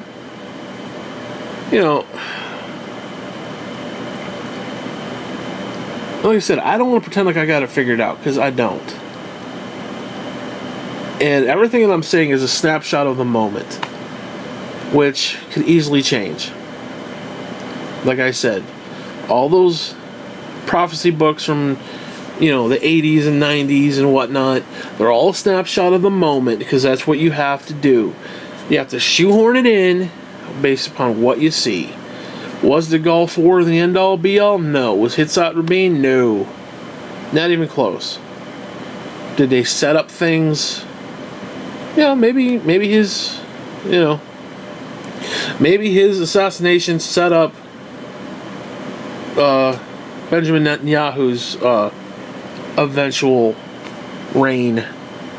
Okay, maybe. I don't know. Maybe there was some tie there. Like, oh, he died and then somebody came up and did this and that. And it literally paved the way for Netanyahu. I don't know.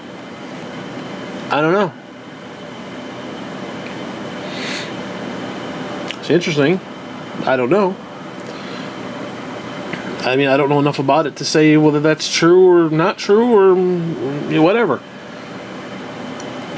But I don't know, the Gulf War, maybe the Gulf War. Okay, did the Gulf War set up things? Well, in a way, I guess you could, because technically Trump is coming out and saying, when I was a kid, we used to win wars. Well, we didn't win the Gulf War because there really wasn't anything to win. We really didn't have an objective. We just went in there to make him stop doing what he was doing, Saddam, make him stop doing what he was doing, and then once he stopped, it was kind of the end of it. And then he set the oil fields on fire. Well, guess what? You know? Maybe that's set up this moment where Trump is like, oh, we gotta bolster the military. I mean, everything plays its role, so maybe each one of those snapshots, hey, maybe, who knows? No. Were they the big picture? Were they the big end-all, be-all? No. But maybe each one of them had their own little moment in history that pushed shit along to what we got today. It's kind of like the butterfly effect. Butterfly flaps its wings, and all of a sudden, next thing you know, there's a tsunami around the other side of the world. Who the hell knows? I don't know that. But I don't know. It's scary, is what it is, and I'm not even scared in the sense that. Listening to his, I almost wanted to weep. I literally almost wanted to fucking cry, and I'm being serious when I say that. I don't mean this sarcastically or like, oh, Jesus wept. No, I literally wanted to weep, listening to Trump talk in Israel today. Because, again, I see Jim Baker with that shit-faced grin. I see certain individuals with that shit-faced grin and that, oh my God, Trump is so great. I literally wanted to weep for them. I honest to God did. Because they think that this country is some big bastion of Christian conservatism and well, we've already gone, like I said, against the Ten Commandments, because thou shalt not have any other God except for me. Well, guess what? We have freedom of religion. We have the Religious Freedom Act that Trump signed. What the fuck? How can you have freedom to worship what you want and then still say you're a Christian nation? No, we're a secular nation in that regard. We are. So to sit there and say that with a straight face is just sad. And these people are being manipulated by some form of delusion, and God is the one who brings the delusion. So guess who he is bringing the delusion to? The Christians. 80% of them support this guy. The other 20 don't know why. Now, okay, if that's the case, then how did I get lucky enough not to be pulled in by the delusion? Now, my own personal story, I was literally a Fox News conservative, Christian conservative, evangelical, right up until about 2 months of Romney, before the election in 2012. I was. And then I saw how Fox News treated him, how they hated him, and then how they switched gears and were like, oh, he's a good guy, and da-da-da-da-da-da. And then I see how they hated Obamacare but loved Romney Care, which is basically, Obamacare is essentially a conservative version of Romney Care, but yet they hated Romney Care, but then he got, the nomination. They're like, well, Romney Care is not so bad. This is great. Yeah, this would work. Worked in Massachusetts, would work. It'd be great. And then you get a better version in Obamacare, which I'm not saying it was a perfect better version, but it was still a better version. And because it came from Obama, they were like, Rrr. And I'll admit, I didn't vote for Obama the first time. I didn't. I voted for John goddamn McCain. I'm not going to lie about that. It pisses me off when I think about that. Especially idiot like Sarah fucking Palin. Don't even get me started with that idiot. She's an idiot. She has no idea what the hell she's talking about. She's a fascist. Seriously, she is a fascist communist scumbag. She doesn't even realize it. And I don't want to get into that. But that picture of her with the Bible and the flag draped over her, she's full of shit. She's blatantly full of shit. I don't want to get into that because it pisses me off and I'm not in the mood, and this is a very long clip, so. But seriously,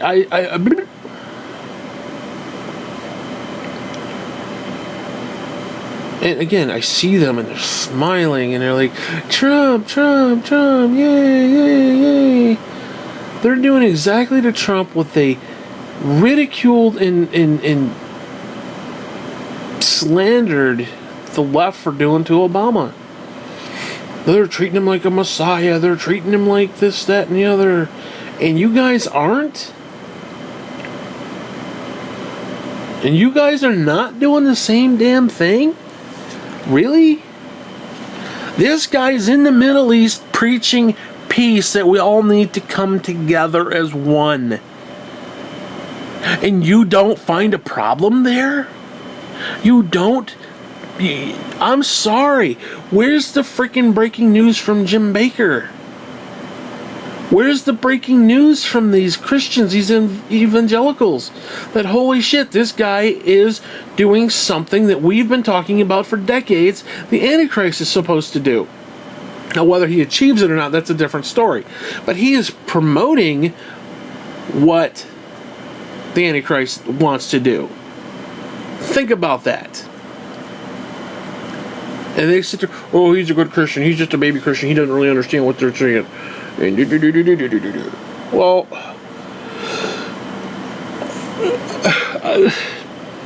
like whoever's writing his speeches for him, I don't know, because they got some serious shit going on.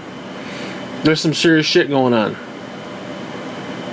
Because now I admit, on one hand, it's hard to take him serious because it's like he'll come back home, he'll tweet and he'll act stupid and he'll say stupid shit and be like, he'll act like a fucking clown, but yet he goes over there and it's like, you know, mark my words, Rand will not get a weapon of mass destruction because I'm Donald J. Trump. And he's all authoritative and shit. Dude, it's a 180. And you know he's full of shit.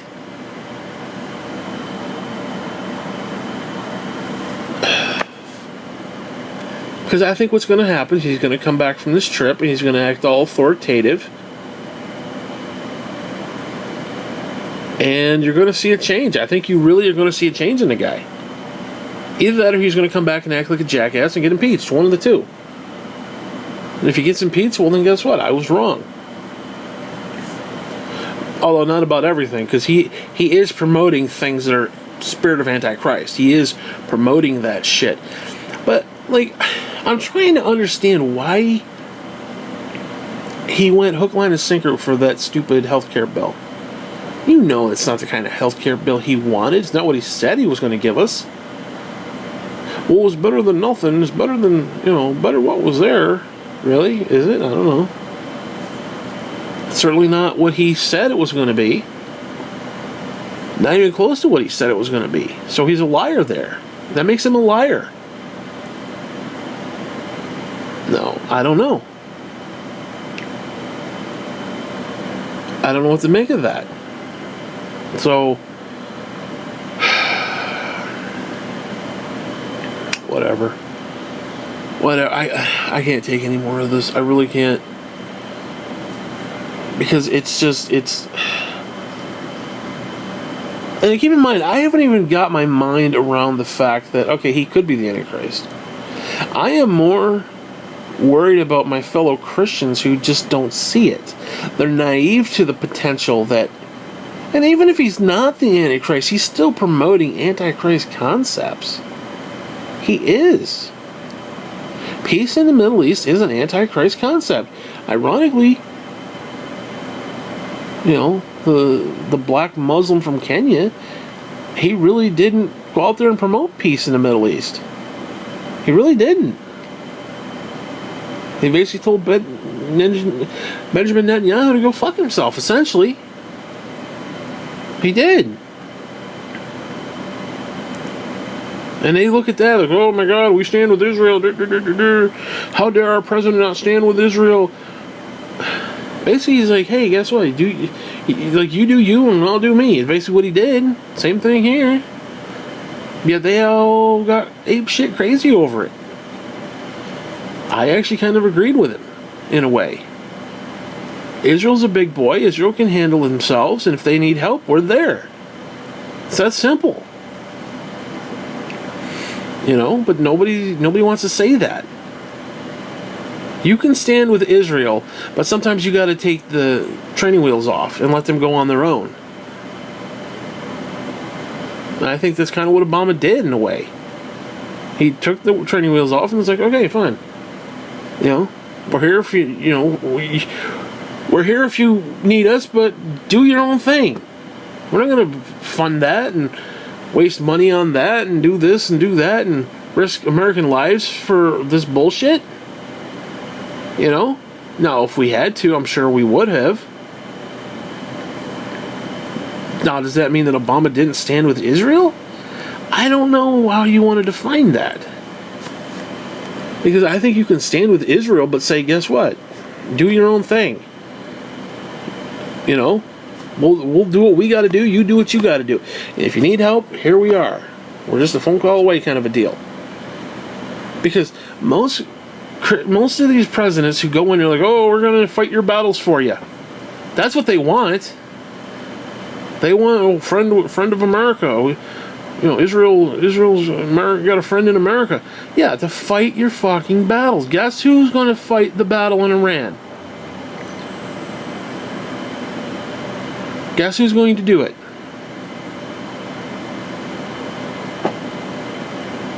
Is it going to be Israel? Probably not. It's going to be us. Who's going to send in troops? Us. No, I'm not saying they won't send in troops, but you know what I mean. Just collectively. This is going to be on us. We're going to go into Iran, and we're going to fucking neuter them. And all that's going to be left are moderate jackasses who are easily to manipulate because they just want to take kumbaya. They don't want to believe in all the horrible, awful stuff. They just want to be like, oh, I love my belief, and that's all I want to do, and do. So, yay, whatever. But like I said earlier, how do you stand with Israel while telling Israel to basically go fuck itself when it does something stupid? How do you draw that line? Because you attack it, all of a sudden God doesn't like you.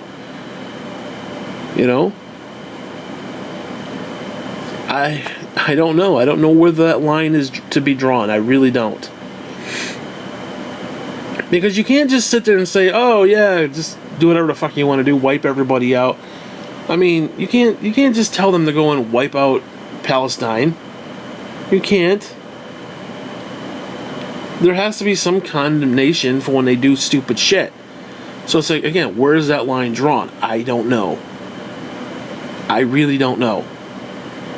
And too many people are too pussified to actually do that and draw that line and draw that distinction.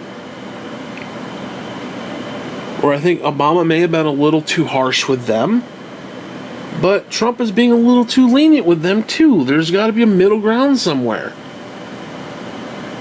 So, it is what it is. So, I don't know. I literally weep for my fucking fellow Christians who just don't want to understand it. They just don't want to grasp that what they're seeing is what they've been preaching. And again, Trump doesn't have to be the Antichrist. But is he promoting Antichrist ideals? Peace in the Middle East is an Antichrist ideal. Yes, it is. He is promoting Antichrist. How can a Christian promote Antichrist? That makes him the spirit of Antichrist. But guess what? Christians, evangelicals, are not ruled by Jesus anymore. They are ruled by the GOP, who is run by Aaron fucking Rand, who is anti-fucking Christ. The Antichrist spirit is in your fucking church. It is. Through your political bullshit. And they don't want to acknowledge that. They don't want to see that. They are happy to bitch and complain about Obama. Well, guess what? Obama's out of office. Obama is gone. Hillary isn't president. Guess what? Now it's time for you to move the fuck on and understand what the fuck it is you actually did do. Now, I don't want to make it abundantly clear. I don't like Hillary. I'm not a fan of Hillary. I wish her well, but don't give a fuck. Okay. I mean, the idea that it was Trump versus Hillary, I mean, really? That's almost as bad as Bush v. Gore. I mean, are you kidding me? 300 billion fucking people in this fucking, or 300 million people in this fucking country. I said billion, didn't I? Whatever. Lots of fucking people in this country, and all we come up with these fucking idiots. I mean, really? And to be honest with you, Obama's been really the only breath of fresh air. I mean, he's been the only one that's kind of, a cool dude. He's just, Clinton was kind of a philanderer, kind of a pig. Old man Bush was just old as shit. Reagan had senilities. W was a nerd. I mean, he was a fucking nerd. He was an idiot. He was a political imbecile. So, and then fucking Trump is a fucking toddler. The only one in the last 20 plus years, with the exception of maybe Reagan, the only other one who was actually a decent, just cool guy was Obama. Maybe Bush to a degree, maybe W to a degree. Not as a president, but just as a human being, maybe. Maybe, I say maybe. Like, I mean, W seems like somebody who'd be kind of maybe cool to hang out with. You really want to hang out with Clinton? Not really. Not really. He'd be ordering pizza and watching porn on your fucking TV. Okay. You want to hang out with 41 with an oxygen tank? I mean, seriously? Do you really want to hang out with Trump? And put ketchup on everything? I mean, seriously, who's the coolest cat of them all? It's Obama. It's a fact. Look it up. So, I don't know. But like I said earlier, is there good in him? Yes. Is there good in Trump? I have not seen it yet. I've seen a liar. I've seen a manipulator. I've seen a son of a bitch. I've seen somebody who doesn't care about other people. I've seen somebody who doesn't give a damn about his children, wants to have sex with one. I've seen somebody who treats his wife like garbage, who I think the wife is even afraid of him on some level. Okay, that's telling to me. I'm sorry. Well, it's just hearsay and maybe. But her reaction to him, Melania's reaction to Trump, is not something I'm making up. Okay? She does not like him. Okay? No, they have to be in love? No. But again, ask yourself, does he love her? And I asked that before. It's like, between his ego, the fact that he quote unquote is banging a hot model, which she doesn't really do anything for me facially, but that's neither here nor there. I mean, what do you do? What you really think there's good there? What do you and your daughter have in common? Sex. He didn't even bat an eye. I and my daughter have sex in common. Who says that? What kind of pig, deplorable piece of shit says that about his own child? No, we have nothing in common except we like to fuck. We mean together or just in another room? She likes to fuck, I like to fuck, we don't really have anything in common. What? Dude. No, I'm not going to sit there and say there was some sort of incest thing going on there, although I'm not going to say there. But I mean, shit, he said, if she wasn't my daughter, I'd be dating her. I'm sure that makes Melania feel good. And what kind of fucking freak says that shit, though? Who says that shit? I don't know, man. It's troubling. It is legitimately troubling. Even if it amounts to nothing. Let's say all this stuff, he gets impeached, or we go 8 years and he just kind of fades off into the distance like W did and like Obama did and like everybody else did. It's kind of fade off and go do whatever the fuck it is they do. Let's just say 8 years from now, he just fades off into the distance. He's still promoting things that are questionable. He's still promoting Antichrist ideas. He is still promoting things that are anti-Christian. He's still promoting things that we as Christians should be up in arms about. Instead, they're just smiling. Oh, praise God for Trump. You do everything Trump wants, God. That's the newest thing now. That when Trump goes and prays at the wall, that God is supposed to do basically what he wants. That's what they said.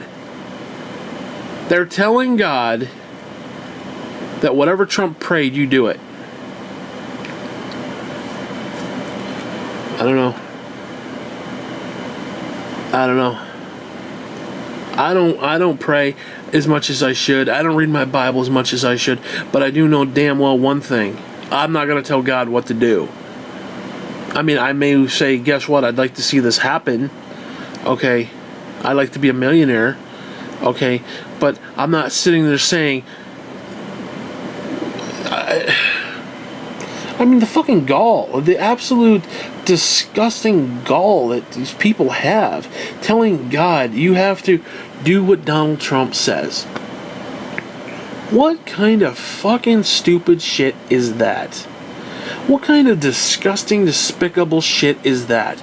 And that's your born-again Christians doing it. I mean... You talk about a delusion, a great delusion, that is brought by God. Like Jesus, the fact that Jesus had to come out and say,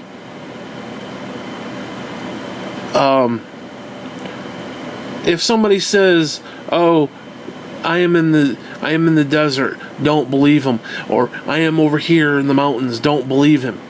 And you will know the coming of the Son of Man. You will know when I return. You will know it. I will be in the sky. You will know it. The fact he actually had to say that, and that false Christ would come, and that people preaching a false doctrine would come and manipulate and deceive people. I don't know, man.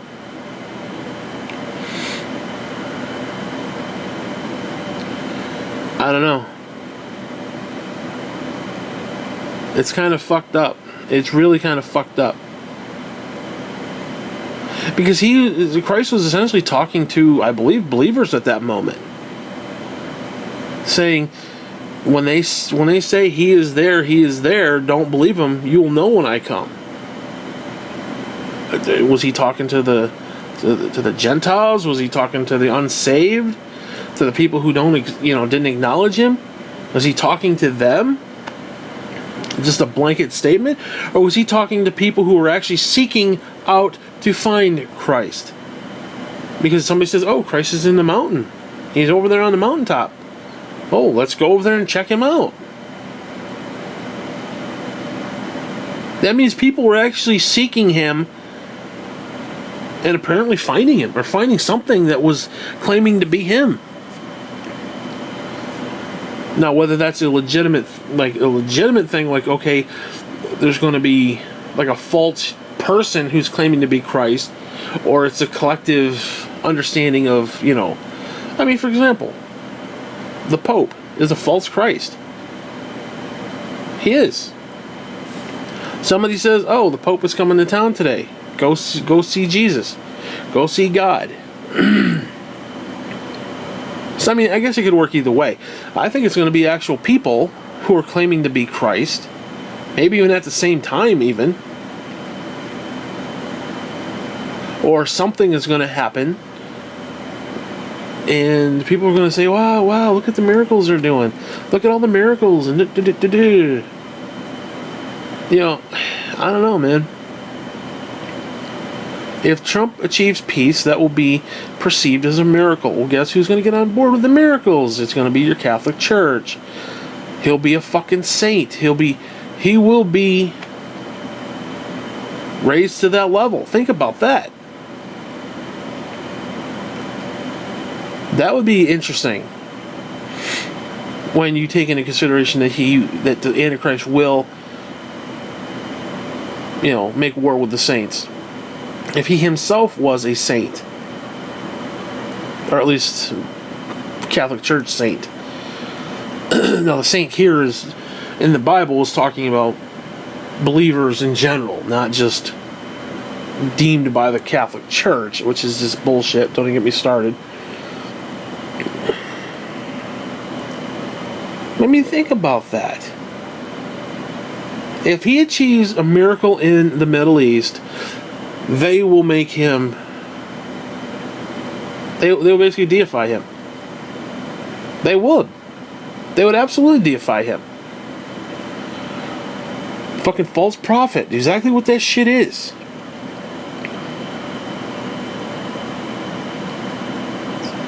I don't even know what to make it.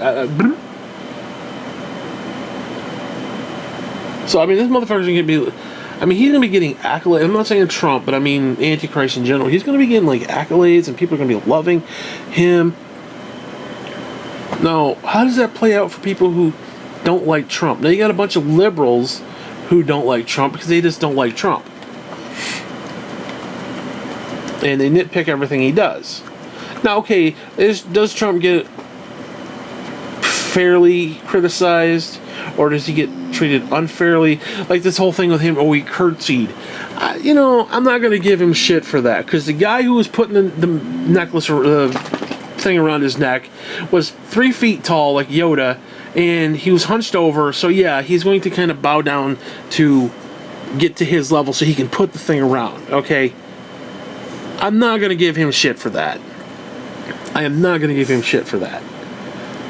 Now, okay, it was kind of funny that he bobbled and did like a little curtsy, but whatever. But again, the guy was hunched over, so obviously you're going to kind of come down low where he can put it around your neck. Okay, I'm not going to give him shit for that. So yeah, the liberals are a little bit wrong there. They're a little bit overcritical of stuff like that. Yeah, it was a funny moment, I'm not going to lie. I laughed about it. I reposted it on Facebook. But I'm not going to give him shit for it. Hell, I won't even give him shit for the ketchup on the steak, even though it's disgusting. I'm not going to tell him how he's supposed to like his steak.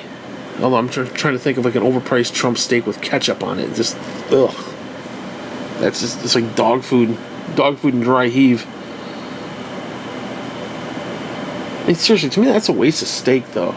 That's just my own personal opinion. I'm thinking, you got to put A1 sauce on that shit. But, whatever.